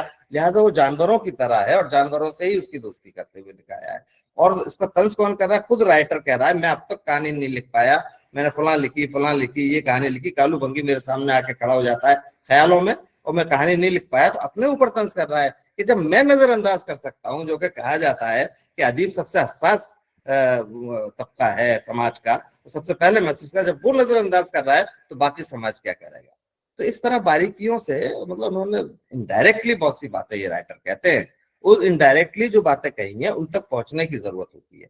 अब जैसे कब वो है चौथी का जोड़ा है, अब अगर उधर से आवाज आए तो मैं ये पूछना चाहता हूँ चौथी के जोड़े का इख्तिताम कहाँ हुआ है? क्या किसी कोई बता सकता है? सबने पढ़ी? मौत, कुबरा की मौत पे। मौत पे, ठीक है, बहुत अच्छा। अब कहानी सुनिए, आप पूरी कहानी नहीं बताऊंगा। तो शुरू जो कहानी होती है, पहला जो पैराग्राफ है उसका, वो ये है कि मोहल्ले की औरतें लड़कियां आके सब उसकी तरह बैठ गई हैं घर में आके, और जाजम बिछी है और कपड़ा लेके आई हैं, ये सीने पिरोने में माहिर थी। इसकी छोटी बहन जो है, जो मर गई लड़की कुबरा, उसकी छोटी बहन क्या नाम है उसका? हमीदा शायद नाम है। हमीदा बैठ के देख रही है, एक अपनी सैदारी में बैठी हुई, खपरेल की सैदारी में बैठी हुई देख रही है सब, और वो आ गई हैं लड़कियां, बालियां बहुत सी हैं, और कपड़ा कम बैठ गया है दुल्हन का किसी का, तो सब जाहिर होता है किसी पड़ोस के यहाँ शादी है, सीने पिरोने में ये माहिर थी। और उस बच्ची का जो है वो आया है क्या जहेज का या चौथी का, या किसी का भी कोई जहेज का कपड़ा तैयार होने के लिए। तो बालिश तो बालिश रहती है, चौथे का जोड़ा सिलना आया, तो वो बैठी हैं। अब वो दिखाते हैं, पस मंजर में चले जाते हैं। अब वहां एक जुमला है छोटा सा, फिर पढ़िएगा कि हमीदा सोच में गुम हो गई या सोचने लगी। अब पूरी कहानी जो आप बयान कर रही हैं अभी और आप कर रहे हैं, वो है हमीदा की सोच में कि यहाँ ऐसा हुआ, ये हुआ, हर दफा वो सीती थी लेकिन वो सैद के रहती आता था, शादी ब्याह नहीं, वो सब वो मसाइल आ गए जो तकरीबन इसके तकसीम के बाद हिंदुस्तानी एक अच्छे मतलब अपर मिडिल क्लास जगह उनकी जिंदगी में आए थे। सारे लोग चले गए थे, रिश्ते नहीं मिल रहे थे, पैसा भी नहीं था, इनके भी शौहर मर गए थे, सी ब्रो के किसी तरह इज्जत बचा रही थी, तरह तरह के तरीके इस्तेमाल करती हैं, लेकिन शादी नहीं हो पाती उसकी, और वो बीमार भी हो गई थी। और वो जो लड़का आता है जो मामूजाद भाई है, तो वो इस छोटी वाली का भी इस्तेसाल करके चला जाता है, लेकिन वो चला गया है, और आखिरकार उसका कफन सीना पड़ता है, और उसी जाजम पर बैठकर, जहां पे वो बैठ के उसका चौथी का जोड़ा तैयार करती थी, एक दिन कफन सीना पड़ा और वो ब्योत के नहीं रखा गया, काम आ गया, यानी वो मर गई। अब जब यहाँ तक किस्सा बयान हुआ है ये फ्लैशबैक में, और ये उसकी सोच में है हमीदा की, जो हम तक पहुंचा, कारी तक पहुंचा, और वो हमें मालूम हो गया। उसके बाद से जो है वो कहानी असल शुरू होती है। अब आप देखिएगा, आखिरी एक पैराग्राफ है, मुश्किल से 5-6 लाइन का, वो असल कहानी है। और वो यहाँ अगर खत्म होती तो एक सवाल ये है कि तरक्की पसंदों के बारे में कहा जाता है कि वो हमेशा नेगेटिव नोट पर, यानी जहाँ मायूसी उदासी हो वहां खत्म नहीं करते, वो तरक्की नहीं होगी, फिर आदमी और उदास हो जाएगा। हमेशा खुशाइन मुस्तकबिल के किरण दिखाते हैं रोशनी की, कोई ना कोई चीज ऐसी जरूर लिखते हैं जो उसके, जैसे इसमें भी था कि कोई एक दिन आएगा कालू भंगी में और उसको ले जाएगा और ये उनकी हालत अच्छी हो जाएगी और खुदा के पार ले जाएगा। तो एक अच्छे नोट पर, पॉजिटिव नोट पर खत्म करते हैं, तो तरक्की पसंद थी। फिर इसमें चुगताई, तो कहानी यहाँ खत्म नहीं, कहानी यहाँ से शुरू होती है। अब क्या लिखा है उन्होंने? एक जुमला है, फिर देखिएगा आप आखिरी पेज पर, कि हमीदा ने माजी को झटका, यानी अब तक जो कहानी हमसे को सुनाई गई थी पूरी, कुबरा की और हमीदा की कहानी और बेगम साहिबा की कहानी, जिनकी बेटी का कफन तैयार हुआ और मर गई, तो वो कहानी जो है माजी में थी और उसने झटका। और अब लिखा है कि ब्योंत सही बैठ गई थी, पहले पेज पे पहुंच गई है वो, जहां पे वो पड़ोस की औरतें लड़कियां कुछ लेके आई थी तैयार करवाने के लिए किसी पड़ोस की लड़की की शादी का जोड़ा, तो वहां पहुंच गई कि लड़कियां वालियां खुश हो गई, ब्योंत सही बैठ गई थी, किसी ने अंगुष्टियां पहन ली, किसी बच्चों को कर लिया और वो सीने पर रोने में माहिर हो गई। ये उन्होंने लिखा। तो फ्लैशबैक में पहुंच गई वो पहले चैप्टर, वो पहले पेज पर, पहले पैराग्राफ पर बल्कि। अब वो आगे लिखती हैं कि ये जो थी बेगम साहिबा, इनकी आंख से आंसू गिरे, इनकी आंखों से आंसू गिरे और रुई जैसे गालों में जज्ब हो गए। ये जुमला याद आ रहा है आपको? ये जी लिखा सर, है। जी। अच्छा, लेकिन जुबियों ये तो में समझ में आ जाता है हमारे, ये समझ में आ जाता है कि उनको शायद अपनी बेटी याद आ गई कि शादी उसकी नहीं हो सकी, उसका कफन का जोड़ा सीना तैयार करना, कफन तैयार करना पड़ा, उसके चौथी का जोड़ा नहीं काम आया, और दूसरे की जब शादी उसकी लड़की की वजह से जो आज कफन ये जो शादी का जोड़ा सही बैठ गया है, उसकी वजह से अपनी बेटी याद आ गई, तो आंखों से 2 आंसू गिरे और रुई जैसे गालों में जज्ब हो गए। यहाँ पे फिर वो लिखती हैं आखिरी लाइन उसकी, वो असल कहानी है जो प्रेमचंद इसमें चुगताई को कहानीकार बनाती है और तरक्की पसंद कहानीकार बनाती है। आखिरी जुमला है कि और होंठों पर मुस्कुराहट फैल गई। ये आखिरी जुमला पढ़ के देखिएगा उसमें, और होंठों पर, आखिरी लाइन ही है, और होंठों पर, जो लफ्ज बदल गए होंगे कुछ, लेकिन और होंठों पर मुस्कुराहट है, और उनके होंठों पर मुस्कुराहट फैल गई। अभी मुस्कुराहट क्या है? असल कहानी यही है, असल नुक्ता यही है। मैंने तो किसी नक्काद के, हाँ भाई मैं तो, हो सकता है मेरा मुताला कम हो, तनकीद में बहुत ज्यादा नहीं पढ़ पाता, टेक्स्ट ही पढ़ने में सारा वक्त निकल जाता है, तो किसी नक्काद ने हमें शायद नहीं बताया कि ये मुस्कुराहट क्या है। आंसू तो समझ में आते हैं कि उसको अपनी बेटी की याद आ गई और आंसू निकलने लगे, दूसरे का जोड़ा तैयार हुआ है पड़ोस की, उसका इसी के हाथों से तैयार हुआ है। तो ये मुस्कुराहट जो है वो फलसफा है तरक्की पसंद अदब का, जो बुनियाद बनता है तरक्की पसंद अदब की।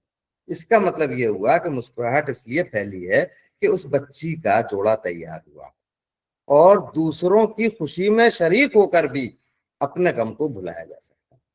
एक फिलोसफिकल ख्याल ये है कि दूसरों के खुशी में तो होते ही हैं, वो गम में तो होते ही हैं, लेकिन दूसरों की खुशी में, गम में नहीं, दूसरों की खुशी में शामिल होकर अपने गम को भुलाया जा सकता है। गोया के दूसरे की बेटी को अपनी बेटी बनाने का और समझने का इशारा है। ये तरक्की पसंद रवैया है कि इसमें ही तस्कीन है कि दूसरों के लिए कुछ काम कर रहे हैं। उनका तो पूरी फिलॉसफी ये थी, समाज के लिए काम करना है, दूसरों के लिए, नीचे गरीबों के लिए। तो वो इस कहानी में उभर के पूरा का पूरा आता है कि दूसरों की खुशी में शामिल होकर भी अपने गम को भुलाया जा सकता है, दूसरों की बेटी को अपनी बेटी समझकर। तो इस तरह की जो फिलोसफिकल बातें हैं, वो बातें कहाँ हैं हमारी तनकीद में, वो अब आपको लाना है। ये रिफ्रेशर कोर्स वगैरह जो होते हैं सिर्फ तहरीक देने के लिए होने चाहिए, इंस्पायर करने के लिए होने चाहिए। तो इससे पता चलता है कि आपको इस तरह से पढ़ना है सारा। अब क्योंकि सबका हर कहानी बात नहीं होगी। अब मंटो का जैसे टोबा टेक सिंह बहुत मशहूर कहानी है, टोबा टेक सिंह है ना, सबने पढ़ी होगी टोबा टेक सिंह। तो उसका मौजू क्या है बताइए कोई? पार्टीशन सर, पार्टीशन के बाद तकसीम हिंद। जी सर, सर ये बताया गया है बाद जो सर कि पार्टीशन का दुख जो दिमागी तौर पे मुजमहिल है, उसको भी एहसास है, उसका भी दर्द है, उसको ताकि जो पार्टीशन हुआ मुल्क का, उसका भी दुख एक पागल को है जो ज़हनी तौर पे बेहतर नहीं है। जी सर, गुड गुड, ठीक है, समझ गया मैं। तो लेकिन ये बात अधूरी है, इसलिए कि पार्टीशन पे तो बहुत से मसले पे कहानी लिखी जा सकती थी। यानी किस तरह से बहस कर रहे हैं, किस तरह से अंग्रेजों की खुशामद कर रहे हैं, अंग्रेजों के खिलाफ, बहुत सारे पार्टीशन का मसला। तो खाली पार्टीशन कह देना बहुत बड़ा दायरा खींचना है। उसके अंदर फिर और करीब आई आप, तो आपने ये कहा कि पार्टीशन में पार्टीशन का मसला तो है, पार्टीशन हुआ भी है, लेकिन पार्टीशन बहुत से लोगों का हो गया, जो जहां थे वहां रह गए, और ये भी हो सकता था यहाँ के जो जहां था वहीं रह जाता। असली तंज किस पर है? नकले मकानी पर।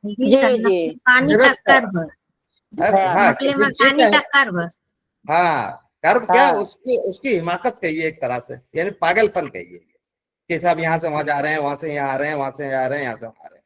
اب اس کے لیے انہوں نے ایک استعارہ تلاش کیا۔ وہ استعارہ کیا تھا؟ درخت۔ انہوں نے لگا کہ درخت ایک ایسی چیز ہے کہ درخت کو، ایک بڑے تناور درخت کو ایک جگہ سے اکھاڑ کر دوسری جگہ نہیں لگایا جا سکتا۔ اگر آپ اس کو یہاں سے اکھاڑ کر وہاں لگائیں گے تو مر جائے گا۔ تو یہ ہجرت کے خلاف، اس عمل کے خلاف، ایک تو ہجرت ہی نہیں کہنا چاہیے، ہجرت تو بڑا مقدس چیز ہے، یہ تو ان کا فرار تھا ایک طرح سے جانے والوں کا، خیر وہ الگ بحث ہے۔ لیکن یہ کہ اس ہجرت کو ہی کہیں اگر، تو ہجرت کے اس عمل کے کہ آپ سب چل دیے، کیا یہ وہاں کا سب چھوڑ کے بھاگ رہے ہیں، سب جا رہے ہیں کہہ رہے ہیں، تو اس کا اب انہوں نے ایک سمبل بنایا۔ یہ جو میں کہہ رہا ہوں یہ نہیں کہا ہے انہوں نے، یہ تو مجھے ایک ریئیکشن میں یہ بات کہی جا رہی ہے، لیکن یہ کہ انہوں نے یہ کہا ہے کہ بھائی یہ درخت کی طرح ہے، اور درخت کے انہوں نے کیسے کیسے علامت بنائی، ایک درخت بھی دکھایا ہے، اس پہ ایک پاگل چڑھ جاتا ہے، اور پاگل چڑھ کے جو ہے وہ کہتا ہے کہ میں جنا ہوں، میں فلاں ہوں، یہ سب باتیں کرتا ہے۔ ایک پاگل اس میں ٹوبا ٹیک سنگھ دکھایا ہے۔ ٹوبا ٹیک سنگھ کا نام کیا تھا؟ بشن سنگھ، لیکن اس کے گاؤں کا نام کیا تھا؟ ٹوبا ٹیک سنگھ۔ ایسے نام ہوتے ہیں، ایسا لگے گا آدمی کا نام ہے لیکن گاؤں کا نام تھا ٹوبا ٹیک سنگھ، گاؤں کا نام تھا اس کے۔ تو وہ اس کے افسانے کو عنوان کیوں رکھا وہ ٹوبا ٹیک سنگھ؟ چونکہ انہیں یہ احساس کرانا تھا کہ بھائی مٹی کی اہمیت کو مجھے دکھانا ہے، گاؤں کی اہمیت کو دکھانا ہے، اس شخص کی اہمیت کو نہیں دکھانا۔ بشن سنگھ کا کوئی مطلب نہیں، ٹوبا ٹیک سنگھ اصل چیز ہے، یعنی وہ گاؤں اصل چیز ہے، مٹی اصل چیز ہے، وہ مٹی جو ہے وہ اصل چیز ہے۔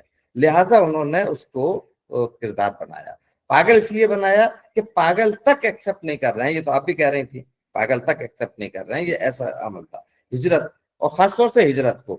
تو کسی بھی ایسے شخص کی کہانی کہ جو اردو میں لکھتا ہو اور مسلم کریکٹر ہو، وہ کسی نان مسلم، وہ سردار ہے، اس کے ہجرت کے کرب کو دکھانے والا پہلا آدمی منٹو بنتا ہے۔ باقی لوگ جو ہیں وہ چاہے بھیشم ثانی ہوں یا اور لوگ ہوں، جوگندر پال وغیرہ، انہوں نے لکھا تو یہ تو خود وہ اسی مصیبت کے مارے تھے، وہ خود آئے تھے تو انہوں نے لکھا، لیکن کسی دوسرے شخص کی، تو یہ رائٹر کا ایک دل ہوتا ہے جو منٹو کا دل تھا کہ اس کے کرب کو محسوس کیا۔ اب وہاں بار بار اس میں ایک کریکٹر جو، یہ تو امیج، یہ تو پہنچ گئی، اس کے لیے مجھے کہنے کی ضرورت نہیں پڑی اس بات کو کہ یہ اتنا بڑا طنز ہے کہ پاگل تک ایکسپٹ نہیں کر رہے ہیں، آپ کیسے ایکسپٹ کر رہے تھے اس کو؟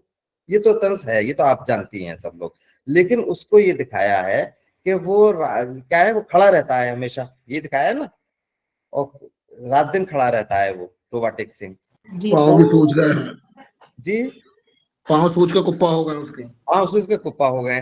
لیکن میں نے جب اس پہ یہ دیکھا تو ایک اعتراض ذہن میں آیا کہ بھئی یہ کیسے ممکن ہے کہ رات دن اور سوتے ہوئے بھی نہیں دیکھا، یہ کیسے ممکن ہے؟ یہ منٹو نے، تو میں دوبارہ اس کو جو پڑھا تو اس میں صاف لکھا تھا کہ اس کو سوتے ہوئے کسی نے نہیں دیکھا۔ تو اب یہاں منٹو کا جو فنکار ہے وہ بچ گیا کہ ٹھیک ہے بھائی، نہیں دیکھا کسی نے، وہ بھی سو جاتے ہوں گے، ہو سکتا ہے 10 منٹ کے لیے، 5 منٹ کے لیے، 1 گھنٹے کے لیے لیٹتا ہوگا کسی وقت، اس میں اس کا مسئلہ نہیں تھا کہانی کا، اس کو صرف کھڑے ہوئے دکھانا تھا۔ تو زیادہ وقت، یعنی بہت زیادہ وقت وہ کھڑے ہی رہتا تھا، اس لیے پاؤں سوج جاتے تھے، یہ سب دکھایا۔ لیکن یہ جملہ اگر ہوتا کہ وہ کبھی نہیں سویا تھا تو یہ اسٹیٹمنٹ کس کا ہوتا؟ راوی کا۔ راوی کون ہے؟ منٹو۔ تب پکڑ ہو جاتی کہ یہ سب کیسے ہو سکتا ہے کہ کبھی لیٹے ہی نہیں، وہ کسی کو لیٹے ہوئے نہیں دیکھا کسی نے۔ ہاں یہ لکھا ہے کہ لیٹے ہوئے کسی نے نہیں دیکھا، تو اب وہ ایک الگ بات ہوگی، چونکہ کسی وقت لیٹا نہیں لیٹا یہ ان کا مسئلہ نہیں تھا، اکیلے میں لیٹا اور دیکھا نہیں کسی نے، عام بات نہیں تھی یہ، چونکہ افسانے کا انہوں نے کردار کھڑے ہو کے دکھانا تھا۔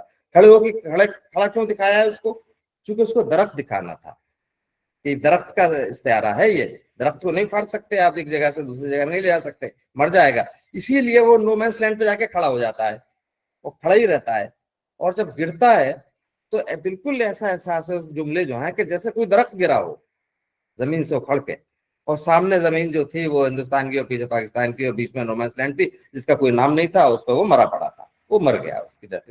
یہ سب علامتی انداز ہے اس کا۔ اب اسی پہ آپ ایک کافکا کی جو افسانچے لکھے جا رہے ہیں نا، تو ایک کافکا کا افسانہ ہے درخت، 4 لائن کا افسانہ ہے، اس کو آپ سنیے اور محسوس کیجئے۔ ہم سب برف میں لگے ہوئے درختوں کی مانند ہیں، یعنی برف، پہاڑی پہ جو برف جمی ہے اس پہ درخت لگا ہوتا ہے، وہ دکھائی دے رہا ہے۔ ہم سب، یعنی انسانوں کے لیے کہا ہے، تو اب منٹو کا کہانی سے سوچیے، ریلیٹ کیجیے۔ ہم سب برف میں لگے درختوں کی مانند ہیں کہ ہوا کا ایک جھونکا آئے گا اور ہمیں اکھاڑ پھینکے گا۔ یہ اس کا دوسرا جملہ ہو گیا۔ तीसरा जुमला है कि लेकिन ऐसा नहीं है, हमारी जड़ें बहुत गहराई तक पेवस्त है। यानी उन दरख्तों की जड़ें बहुत गहराई तक पेवस्त है, पत्थर में गहराई तक पेवस्त होगी ना, तो यहाँ वो एक तस्कीन मिली। ये तीसरा जुमला आ गया, ये क्लाइमैक्स है कि उसमें तस्कीन मिल गई। फिर वो एक बात कहता है, आखिरी जुमला लिखता है कि जब वो ये लिख देता है कि लेकिन ऐसा नहीं है, हमारी जड़ें जमीन में बहुत गहराई तक पेवस्त हैं, तो आखिरी जुमला लिखता है लेकिन ये भी तो महज एक भ्रम ही है, कि ये कि हमारी जड़ें जमीन में, जमाना नहीं इसकी इजाजत दे रहा है, कितनी हिजरतें हुई, कितने लोग गए हिंदुस्तान से पाकिस्तान, पाकिस्तान, तो ये एक भ्रम है। इस भ्रम पे ही उन्होंने कहानी लिखी है कि ये भ्रम है, टूट जाएगा, लेकिन वो दरख्त की तरह है, उसको दरख्त की अलामत बना के पेश किया। तो कहने का मतलब मौजू से सिर्फ नहीं था मेरा, कहने का मतलब सिर्फ ये था कि ये जो फनकारियां हैं, फन्नी खूबियां हैं, इनको पॉइंट आउट करने की जरूरत है, नई नस्ल को बताने की जरूरत है और लिखने की जरूरत है। इसी तरह से मंटो का एक बहुत ही बदनाम अफसाना या मुश्किल कहा जाता है, जिससे वो अफसाना है फुंदने। अब अगर फुंदने पढ़ा है तो 2 लाइन में बात करूंगा मैं, नहीं पढ़ा है तो 3-4 लाइन में। फुंदना पढ़ा है किसी ने? नहीं पढ़ा होगा? नहीं सर, नहीं पढ़ा। उसका जिक्र ही छोड़ दीजिए, वो कभी पढ़िएगा और अलग से बात कीजिएगा, तब उसका बताएंगे कि कितनी खूबसूरती से उसने कितनी सादा और आसान कहानी लिखी है, जब जिसके हमारे पढ़ा है सर, पढ़ा है, पढ़ा हुआ है सर। पढ़ा हुआ है जी तो सर। खैर अब 3-4 लाइन में उसके सुन लीजिए। थोड़ा तफसील से बता दीजिए सर, कोई बात नहीं। जी सर, जी पढ़े तो है सर, पढ़े हाँ, पढ़ाई। समझिए, ज्यादा नहीं है उसको।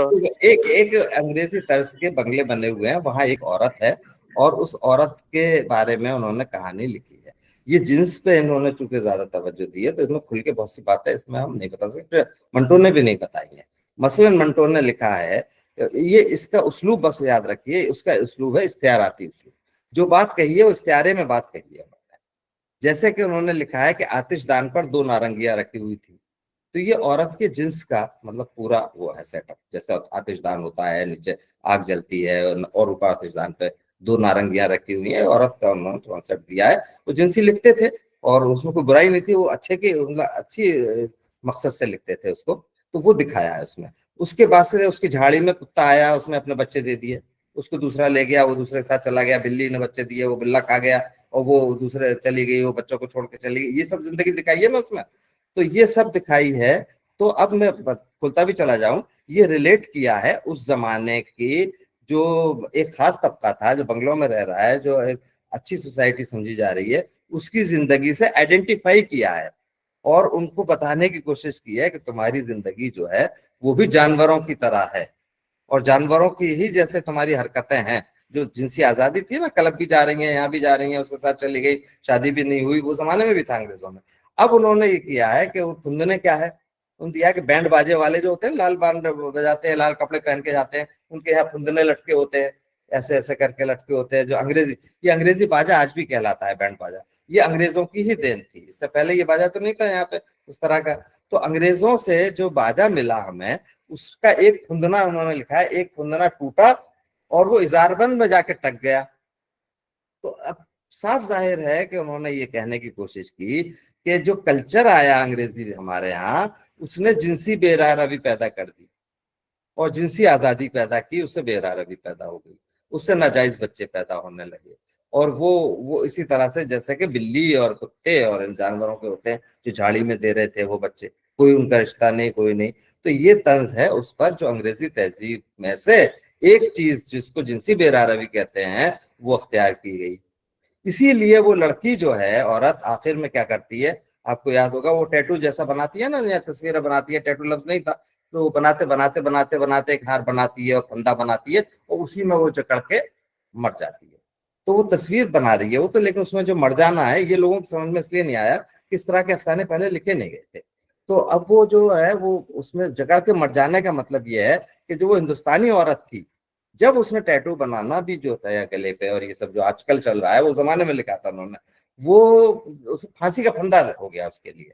और वो फुंदना जो यहाँ से टूट के इजारबंद में आया था, वो भी उसके वो अंग्रेजी तहजीब को जिस तरह इन्होंने इजारबंद से मतलब है जिनसी बेरारवी के अंग्रेजी तहजीब को अपनाया, तालीम में अपनाते, साइंस में अपनाते, लेकिन जिनसी बेरारवी ने जिस तबके को ने अपनाया उसको नुमाया और उसको उजागर किया, उसको नंगा किया है, मैंने बताया है। اور تمہاری حالت کیا ہوگی کہ تمہیں مرنا ہی ہے. یعنی اس تہذیب کو جو ہماری مشرقی تہذیب کو مغربی تہذیب کے غلبے نے گلا گھونٹ کے مار ڈالا ہے، اس کی کہانی ہوگا. اس طرح سے آپ پڑھیں گے، آپ اپنا پڑھیں گے تو آپ کو اندازہ ہوگا کہ یہ کیا بات ہوئی ہے. تو منٹو بیری، اچھا اس کے بعد سے شروع ہوتا ہے، اب تو بہت کم ٹائم رہ گیا ہے، اس کے بعد سے شروع ہوتے ہیں یہ لوگ جو جدیدیت کا دور آیا. جدیدیت کے دور میں سریندر پرکاش، چونکہ ہندوستان کے حوالے سے بات ہو رہی ہے تو انور سجاد کی کہانی چھوڑ دیجئے.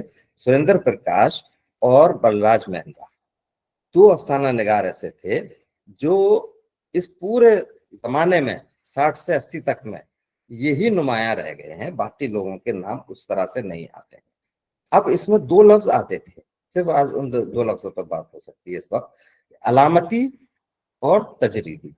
یہ دونوں لفظ استعمال ہوتے ہیں، علامتی کہانی اور تجریدی کہانی، اور لوگ عام طور سے ایک ساتھ استعمال کر دیتے ہیں کہ یہ علامتی اور تجریدی کہانی ہے.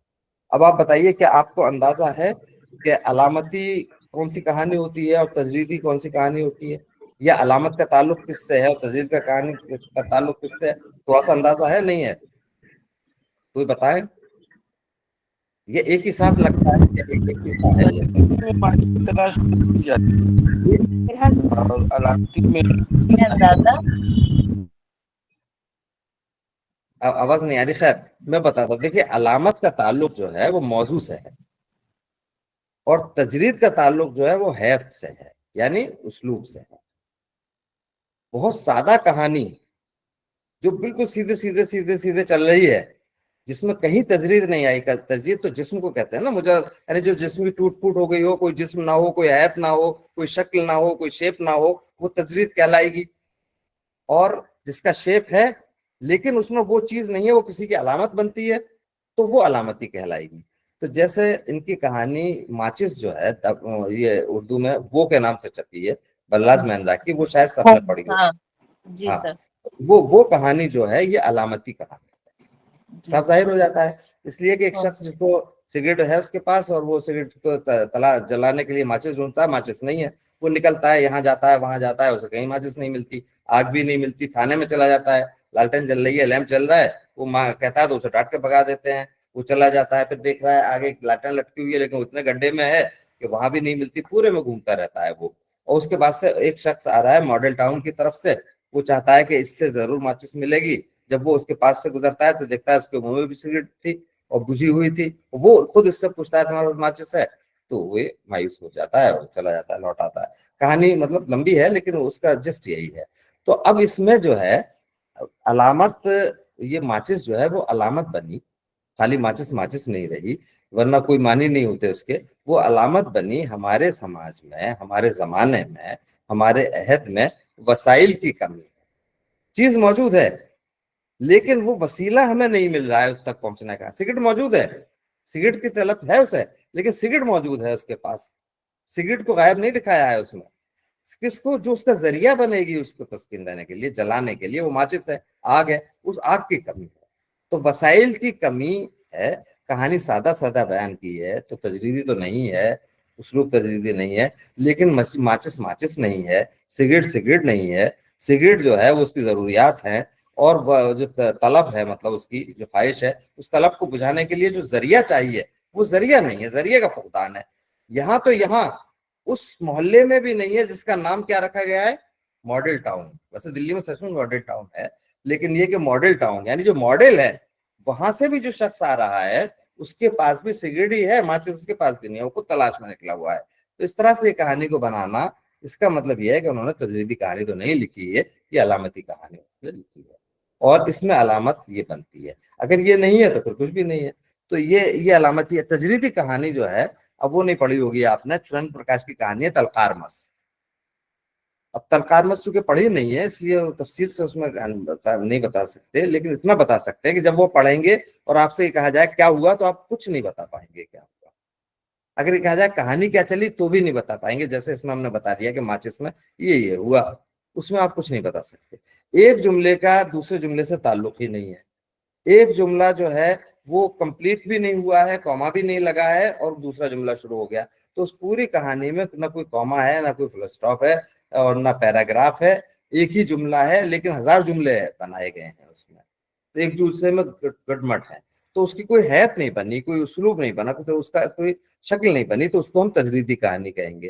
لیکن موضوع ہے اس کا بھی موضوع ہے، اور اس کا موضوع ایک ہی نکلے گا، ذرا الگ طرح کا ہوگا، ایک ہی نکلے گا۔ آپ پڑھ لیں گے، ابھی میں بتا دیتا ہوں، جب آپ پڑھ لیں گے تو آپ خود اپنا آپ سمجھیں گے کہ اس کا موضوع یہ ہے کہ آج کے زمانے میں اتنے مسائل ہیں انسان کی زندگی میں کہ فل اسٹاپ کومے کی فرصت ہی نہیں ہے، کہ ایک مسئلہ ختم نہیں ہوتا پاتا کہ دوسرا مسئلہ اوور لیپ کر جاتا ہے، دوسرا ختم نہیں ہو پاتا تیسرا مسئلہ اوور لیپ کر جاتا ہے۔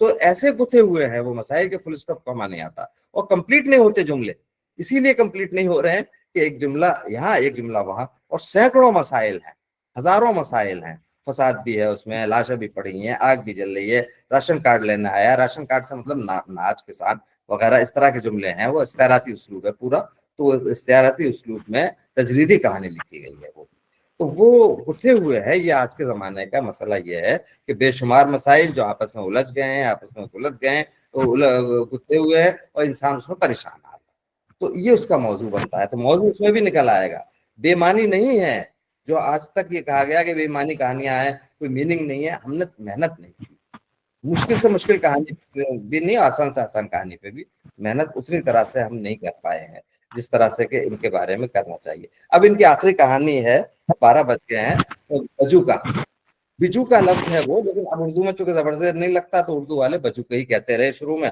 ہم بھی سنتے رہے، لیکن ہندی کا لفظ اگر ہے تو یہ پنجابی وہ تو بے پہ زیر ہے، بجو کا، تو بجو کا ہے۔ اب وہ کہانی تو سب پڑھی ہوگی شاید جی کورس میں سر، پڑھیے جی سر، پڑھیے۔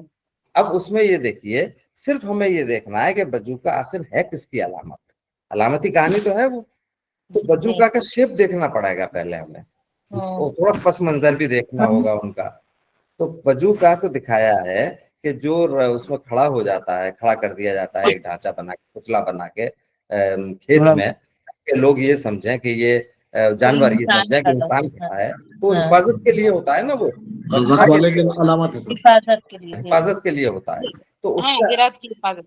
جی رکھوالے کی علامت۔ ہاں، تو اب وہ جو کھڑا ہے اس کا شیپ یہ دیا ہے کہ ہوری نے جو بنایا، پریم چند کا ہوری بہت بڑا ہو چکا تھا، اس کا مطلب انہوں نے یہ دکھانے کی کوشش کی کہ آج کا کسان جو ہوری کی حالت تھی وہاں، وہ آج کے ہوری، آج کا ہوری جو ہے وہ، تو آج کا ہوری نے ایک پتلا بنایا، اس نے کیا کہ میرا باپ، اس کا باپ جو تھا وہ انگریزوں کا ہانکا لگاتا تھا، انگریزوں کے شکار کا ہانکا لگاتا تھا نا، پھر شکار کھیلنے آتے تھے، ہاں ہاں کرتے ہوئے چاروں طرف سے لوگ آتے تھے، پھر شکار وہاں آ جاتا تھا جہاں بندوق لیے بیٹھے ہوتے تھے، تو ہانکا لگاتا تھا، اور اس کا پرانا ایک وہ شکاری جو تھا اوور کوٹ چھوڑ گیا تھا، وہ اوور کوٹ پہنا دیا اس کو، اور اس کو شکاری کا ٹوپا بھی پہنا دیا ہے، یہی ہے نا، اور اس نے اپنے پرانے گھر کی پرانی ہانڈی سے چہرہ بنا دیا، اس کا ہانڈی رکھ کے اور چہرہ بنا دیا ہے، اس طرح سے اس کو بجوکا کو انہوں نے کھڑا کر دیا ہے۔ تو اس سیٹ اپ کو دیکھیے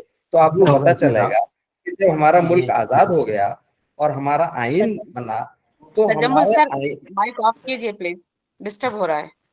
ہاں، تجمل سر، جب ہمارا آئین بنا، یہ جس کو کانسٹیٹیوشن، تو اس میں جو چیزیں شامل کی گئیں، تو وہ ظاہر ہے کہ انگریزوں کا جو طرز حکومت تھا تقریباً وہی ڈھانچہ بنا لیا ہم نے، وہی پارلیمنٹ، وہی اپر ہاؤس، وہی لوور ہاؤس، وہی جو کچھ تھا اس سے کافی مدد کی، اسی پیٹرن پہ بنایا۔ تو انہوں نے دکھایا ہے کہ یہ جو تھا وہ ویسی کوٹ پہنے ہوئے ہے، شکاری کی ٹوپا لگائے ہوئے ہے اسی انگریز کا، لیکن ہانڈی جو ہے وہ ہمارے گھر کی پرانی ہانڈی ہے، یعنی وہ ہندوستانی کا، اس میں اندر وہ چیز وہ دی گئی ہے، تو اس کی معاوضہ سے بنایا۔ اب یہ ان کی بازگوئی سے بھی اور دوسری کہانیوں سے اندازہ ہوتا ہے کہ جو ایمرجنسی لگی تھی اور یہ ہماری حکومت نے جو کچھ بھی کیا تھا اس کے تھوڑا سا وہ خلاف تھے، جگہ جگہ لکھتے تھے، لیکن بہرحال مقصد یہ ہے کہ موجودہ جو طرز حکومت تھا، سیٹ اپ نہیں، جو طرز حکومت ہے اس سے وہ بیزار تھے، یہ ہمارے سوریندر پرکاش، تو لہٰذا ان کو بیزاری ہمیشہ نظر آتی تھی اس میں۔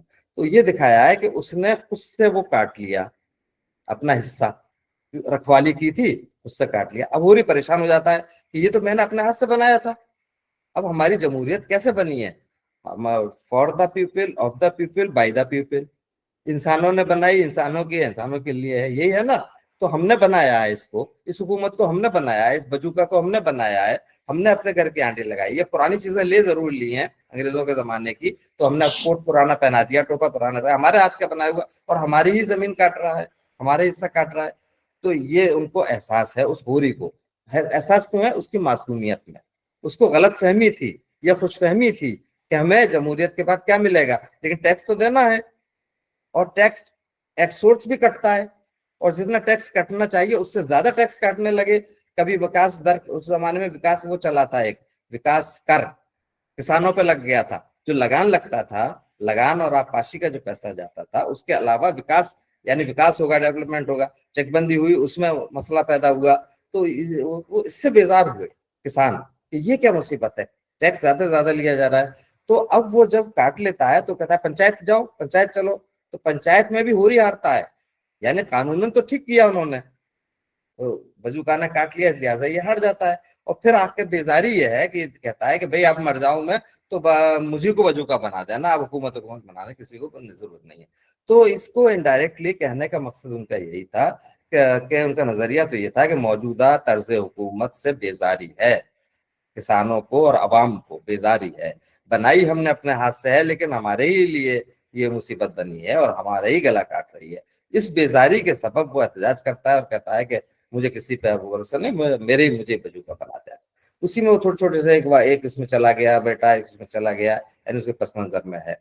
तो अब इसमें इस वक्त सिर्फ यही वो था वक्त कि ये बता सके कि वो बजूका किसकी अलामत है। किसी ने कहा शुरू में, बड़े बड़े नकात का हमने पढ़ा जब छपा था, कि ये किसान के उसकी अलामत है, बजूका मजदूर की अलामत है, कि इसने रखवाली की है तो खुद से अपना हिस्सा लेगा, जैसे कम्युनिज्म में है भी। तो लेकिन ये मजदूर की अलामत नहीं बनता है, मजदूर की अलामत नहीं बनता है। इससे तो होरी परेशान है, और होरी जो था वो रहम के काबिल था, प्रेमचंद का होरी उस जमाने में।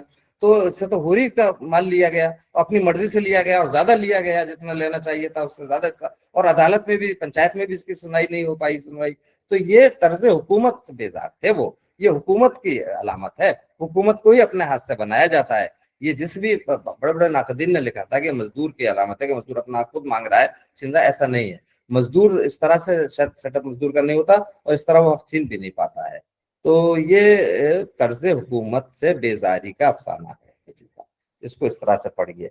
अब 12:10 हो चुके हैं, 5 मिनट बाकी हैं। अगर कोई सवाल हो तो वो कर सकते हैं। अब बहुत सी बातें रह गई, बहुत और कुछ जिक्र हो सकता था, दीदी का बिल्कुल जिक्र नहीं हो सका, तो उनका होना चाहिए था। अस्सलाम वालेकुम सर, हम चेन्नई से डॉक्टर तैयब खरादी बोल रहे हैं। सर जैसे कि आप माशाल्लाह बहुत ही मालूमाती और पुरमज़ आपका लेक्चर रहा, हमने अब तक इस तरह से नहीं सुना था सर।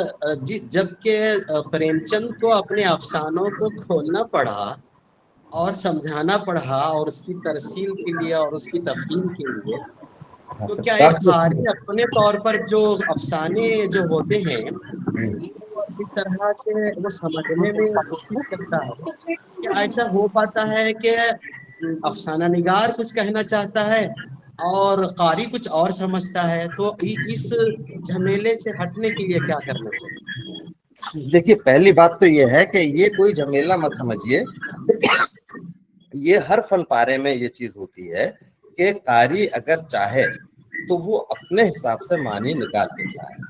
मैंने पहले ही कहा था कि हमारा तजर्बा जो है वो मानी पैदा करता है। तखलीक एक है, एक पेड़ है, वो किसी के लिए कुछ है, किसी के लिए कुछ है। जैसे कि हाथी की वो बताई जाती है, किसी के लिए दीवार है, किसी के लिए खंबा है, वो जो अंधे अगर देख रहे हैं, लेकिन ऐसा नहीं, वो तो अलग मिसाल हो गई।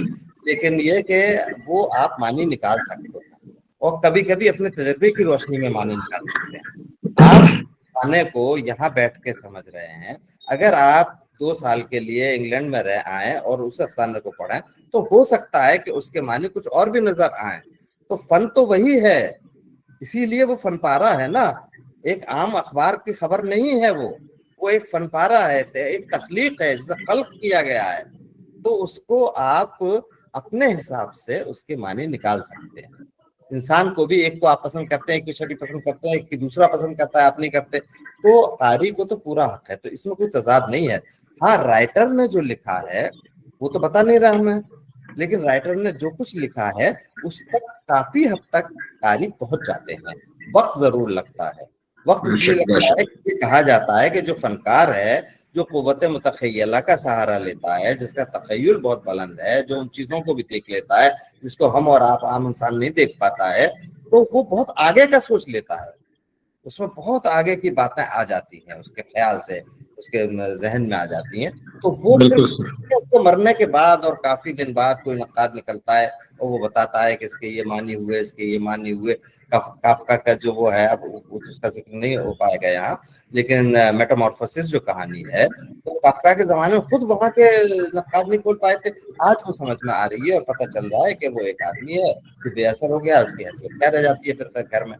तो ये वो बाद में सुनता है, ये कोई ऐसी बात नहीं है, ये नहीं कि उसी की बात समझ लें हम, वो अलग अलग मानी भी हो जाते हैं और होते रहते हैं। सर प्रेमचंद को उर्दू का पहला अफसाना निगार क्यों कहा गया? किसको? सर प्रेमचंद को उर्दू का पहला अफसाना निगार क्यों कहा गया सर?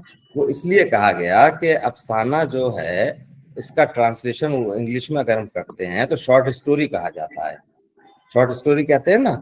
और शॉर्ट स्टोरी की जो टेक्निकल वो उसकी हैत है, जो टेक्निक है, वो हमने यूरोप से ली है। यहाँ पे पहले दास्तानें थी और छोटी छोटी हिकायात थी और मलफूजात थे, तमसील थी, लेकिन इस तरह की शॉर्ट स्टोरी नहीं, जिसे शॉर्ट स्टोरी कहा जा रहा है, वो नहीं लिखी गई। तो प्रेमचंद के जमाने में आते आते इसके जो अज्जाए तरकीबी हैं, वो सब वो अज्जाए तरकीबी हैं जो हमारे यहाँ अंग्रेजी अदब से आए, मगरिब से आए बल्कि कहना चाहिए, वो है। इसलिए कहा जाता है कि शॉर्ट स्टोरी राइटिंग अगर मुकम्मल तौर पर किसी राइटर को उतरती है तो वो प्रेमचंद से इब्तदा हुई है, शुरू हुई है। उनके भी शुरू के अफसाने नहीं है ऐसे, लेकिन इब्तदा हुई है। उससे पहले के जो अफसाने थे वो कभी तो लगता है हिकायतें जैसी लिखी जाती थी, मलफूजात सूफियों के लिखे जाते थे, दास्तानों के हिस्से होते थे, दास्तानवी असलूब होता था, दास्तानवी रंग होता था। दास्तान जो था वहाँ रोमांस कहलाता था, तो वहाँ और यहाँ का अलग अलग स्टाइल था, इतनी आमदरफ्त नहीं थी। ये अंग्रेजों के आने के बाद शुरू हुआ ना अफसाना, तो अंग्रेजी अदब आया, उससे मुतासिर हुए, तनकीद पढ़ी, तो कहना चाहिए तनकीद की जो कसौटी है शॉर्ट स्टोरी पर, स्टोरी की, उसके जो अज्जाए तरकीबें हैं, प्लॉट है, किरदार है, क्लाइमैक्स है, एंड है, मरकजी ख्याल है, ये उससे लिया है। तो कहते हैं कि ये मुकम्मल तौर पर जो फन पर उतरते हैं वो प्रेमचंद के। हालांकि इससे पहले का भी मैंने ये सर टाइम हम कहना हो गया हमारा, तो ये कह रहे हैं सर, छोटा सा सवाल है, उर्दू का पहला 2 मिनट रह गए। अब ये तो देखिए सब किताबों में लिखा है, पहला अफसाना किसी ने कुछ कहा, किसी ने कुछ कहा, फिर बाद में क्या, वो सब बहुत लोगों ने किताबें लिखी हैं। और इससे बहस पहला दूसरे से करना जो है ना, आज जो पहला ठहराया जा रहा है हो सकता है 50 साल बाद पता चले दूसरा कोई था। तो वो तो एक तहकीकी काम है, उसका मौका इस वक्त बहस का नहीं है। सिर्फ आप इनका जो पूरा सफर था अफसाने का, इसमें जो तब्दीली आई है, तजरीदी अलामती कहानी आई, बयानिया कहानी आई, बयानिया में तब्दीली आई, तो वो हमने प्रेमचंद से और सुरेंद्र प्रकाश तक के ही को जहन में रख के यहाँ बात की है। सर मेरा एक सवाल है, सर बस एक छोटा सवाल, ये कह रहे हैं सर गुजरा हुआ जमाना जो है, क्या इसको हम लोग अफसाने के जुमरे में रख सकते हैं क्या? हाँ सर वही हम यही पूछना चाह रहे थे सर कि गुजरा हुआ जमाना जो मजमून है कैसे अहमद खां का, उसके मुताल्लिक थोड़ा सा देखिए। अब वो तो इस वक्त तो तफसील हो जाएगी ज्यादा, लेकिन उसके लिए यही है कि उसको अफसाने के जेल में तो रख सकते हैं, लेकिन अफसाने में जिस तरह से इख्तिताम और जिस तरह से उसकी किरदार निगारी और प्लॉट होता है, वो चूंकि उसमें नहीं था, और सबसे बड़ी बात तो कि वो अफसाना यहाँ इंट्रोड्यूस ही नहीं हुआ था, तो इसलिए उसको अफसाने के जेल में लोगों ने अब तक नहीं रखा है। लेकिन ये कह सकते हैं कि अफसाने के सारे अनासिर उसमें मौजूद थे। अच्छा, वो पहले का आप ये बस एक लाइन ये मैं बताना चाहता हूँ कि गालिब के जो खतूत हैं, गालिब ने जो खत लिखे हैं ना, तो वो एंड और वो तो नहीं है क्लाइमैक्स, लेकिन उसकी टेक्निक अफसाने की बहुत ज्यादा फ्लैशबैक में चले जाते हैं। बात शुरू की, फिर किसी और का जिक्र करने लगे, फ्लैशबैक आ गया। दूसरे तो अफसाने के बहुत सारे अनासिर जो उसके तजरीबे वो है, उसके हैत के अनासिर हैं, वो उसमें भी मौजूद हैं। तो अफसानवी असरात तो है, और जब हम तलाश करते हैं तो उनमें भी पहुंचते हैं, दास्तानों में भी पहुंचते हैं, दास्तानों के टुकड़े भी हमें अफसाने लगते हैं बहुत से।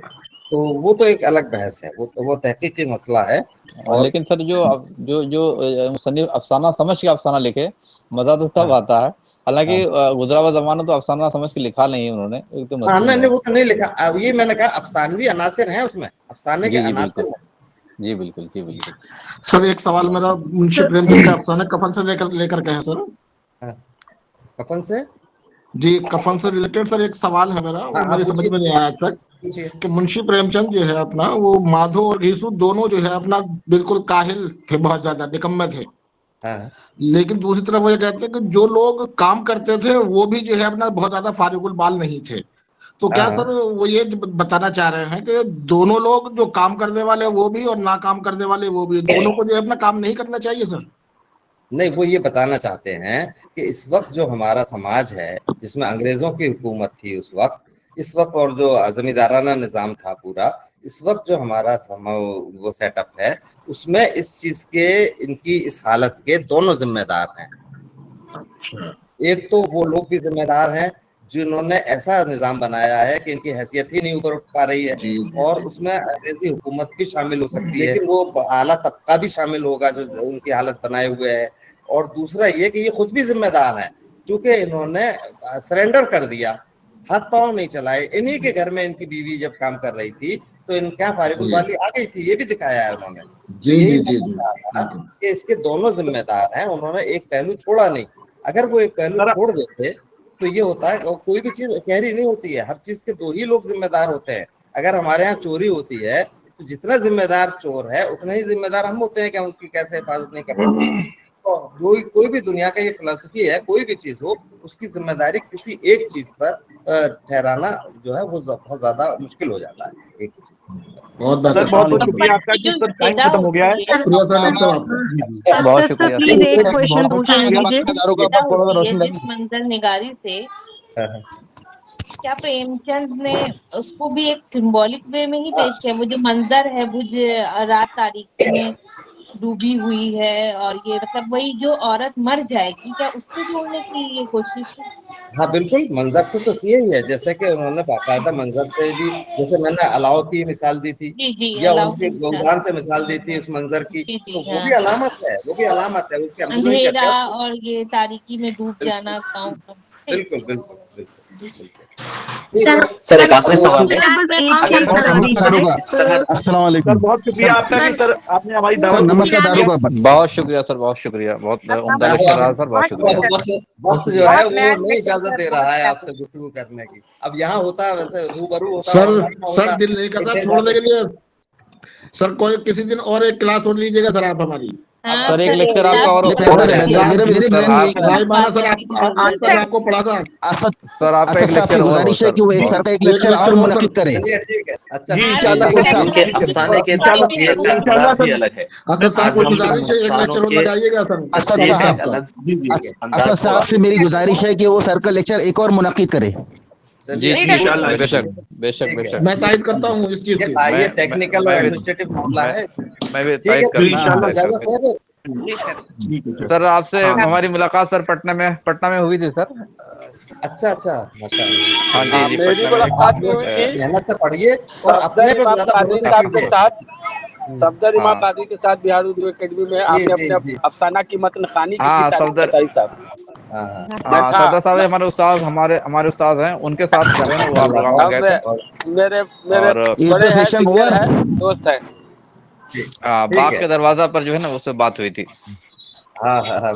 آپ نے افسانہ پڑھا تھا وہاں صفدر امام قادری صاحب نے. جی سوال ہے, اگر ہم ایسا تجزیہ کریں تو کیا ہم پر یہ الزام نہیں عائد ہوگا کہ ہم نے تخلیق کر کے ذہن سے آگے سوچ رہے ہیں, یا وہ اب ہماری ملکیت ہے. ذہن میں نہیں تھی؟ دیکھیے جب افسانہ اس نے لکھ دیا یا شعر کہہ دیا تو اس کی ملکیت نہیں رہی وہ رائٹر کی, اب وہ ہماری ملکیت ہے, جس طرح سے ہم چاہیں اس کو سمجھیں گے.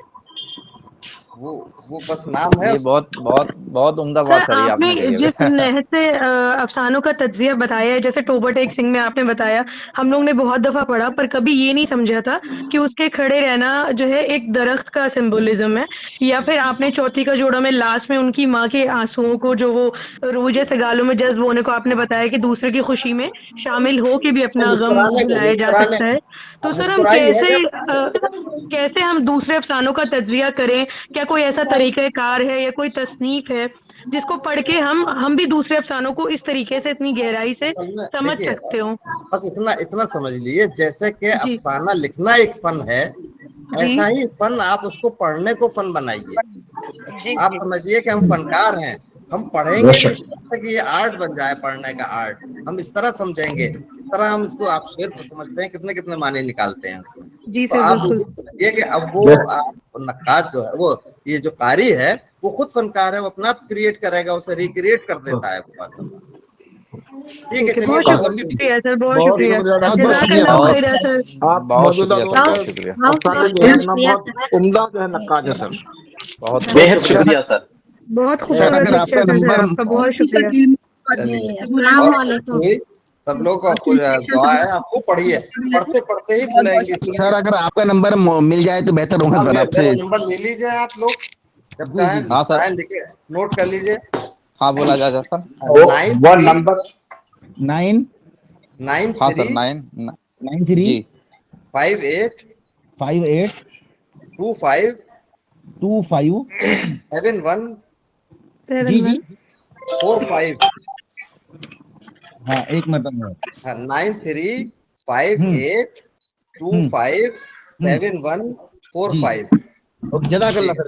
بہت شکریہ سر، جزاک اللہ خیر. جتنے بھی ریسورس پرسنز ہیں نا ان کے نمبر دیے ہوئے ہیں، اس میں جو پروگرام ہے، پروگرام کا جو شیڈیول ہے اس میں سارے جتنے بھی ریسورس پرسنز ہیں سارے نمبر دیے ہوئے ہیں. ٹھیک ہے ستاری صاحب آپ کا بہت بہت شکریہ، آپ کا بہت ہی اچھا لیکچر رہا. ڈاکٹر خیر قاضی آبادی اسسٹنٹ پروفیسر وومن کالج بارہ مولہ کشمیر سے. دیکھیے افسانہ کے جتنے بھی رنگ ہیں، داستان سے لے کر جو ہے افسانہ تک، داستان ہے، ناولٹ ہے، افسانہ ہے، ڈرامہ ہے، افسانچہ ہے. لیکن منٹو کا جو آخری مجموعہ سیاہ حاشیے جو افسانچہ کہلایا جاتا ہے، کہیں ناظرین نے اس کو افسانچہ کہا ہے، کہیں نے کچھ اور چیزیں کہی ہے. اور آج بھی الحمدللہ پوری دنیا میں جہاں جہاں جو اردو کی بستیاں قائم ہو رہی ہیں، ہمارے یہاں ہندوستان میں، پاکستان میں اچھے افسانچے لکھے جا رہے ہیں اور اردو افسانچوں کے مجموعے سامنے آ رہے ہیں. لیکن میرا سوال یہ ہے کہ افسانچہ پر باضابطہ جو ہے تنقید نہیں کی جا رہی ہے کہ چیزیں سامنے آ جائیں کہ پلاٹ کتنا ضروری ہے، کردار، زمان و مکان، یہ ساری چیزیں. کیونکہ افسانہ کا چھوٹی چیز یعنی جسامت کے اعتبار سے 5 یا 6 سطروں میں لکھا جاتا ہے یا 1-1.5 صفحہ پر لکھا جاتا ہے. اگر اچھی تنقید اردو افسانچہ کے حوالے سے سامنے آ جائے تاکہ افسانچہ جو ہے وہ بحیثیت صنف تسلیم کی جائے گی اور پھر اچھے افسانچے جو ہے وہ پڑھنے کو مل جائیں، تو اردو افسانچہ پر اچھی کتاب آ جانی چاہیے. حالانکہ جمشید صاحب نے آئے گی. دیکھیے بہت بعد میں تنقید لکھی جاتی ہے، نقاد اس طرف توجہ دیں گے، آپ لوگ توجہ دیجیے. اور میں نے جو درخت افسانہ کافکا کا سنایا وہ اسی لیے سنایا کہ کلائمیکس کے بعد اینڈ جو آتا ہے، ہمارے زیادہ تر افسانچے جو اردو میں لکھے جا رہے ہیں، سب نہیں، کچھ زیادہ تر افسانچے ایسے ہیں کہ ان کا اختتام جو ہے وہ کلائمیکس پر ہو جاتا ہے، اور کلائمیکس پر اختتام نہیں ہونا چاہیے. کلائمیکس پر اختتام ہوگا تو وہ لطیفے کا ہوگا. لطیفے کا کلائمیکس ہمیشہ لاسٹ میں آتا ہے، اس پہ ہنسی آتی ہے، تو لطیفے سے الگ کرنا ہے اس کو، اور اس کے کلائمیکس کے بعد ایک اختتام سوچنا ہے. جیسے اس میں ہوا لاسٹ میں اس نے کافکا نے کہا کہ لیکن یہ بھی تو ایک بھرم ہی ہے، تو وہ انہوں نے اینڈ کیا وہاں، اس سے پہلے اینڈ نہیں ہوا. تو اس میں ہمیں یہ دیکھنا ہے کہ اسٹارٹنگ ہو پھر کلائمیکس آئے، اور کلائمیکس کے بعد بہت سوچ سمجھ کے اس کا اختتام ہونا چاہیے. وہ ابھی کم منٹو کے بھی سیاہ حاشیے میں 5-6 افسانے ہیں صرف، جن میں کہ پورا اترتا ہے وہ اس آرٹ پر. صفائی وغیرہ جو ہے نا 4-5 افسانے ان کے ہیں، وہ بہت ہے. خیر چلیے اب تو اس پہ الگ سے بات ہو سکتی ہے انشاءاللہ. جزاک اللہ. السلام علیکم و رحمۃ اللہ وبرکاتہ. السلام علیکم سر ورحمۃ اللہ وبرکاتہ. السلام علیکم بہت شکریہ سر، بہت شکریہ. جزاک اللہ سر، بے شکریہ آپ کا. بہت پیاری لیکچر. ٹھیک ہے, اچھا, خدا حافظ. جی السلام علیکم سر. وعلیکم السلام.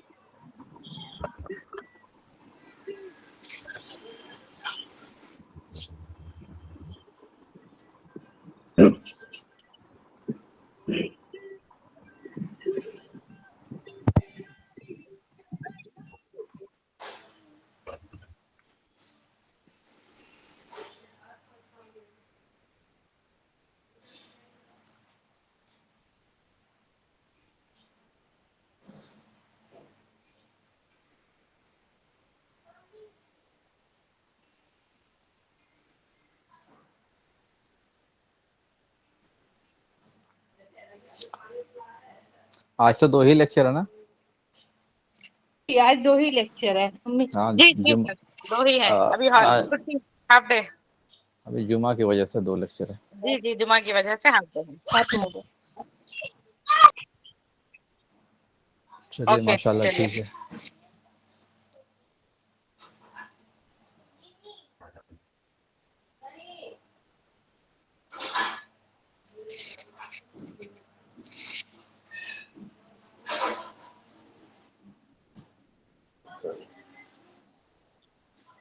واٹس ایپ گروپ بنانے کے لیے کوئی صاحب کنٹریبیوٹ کر رہے ہیں؟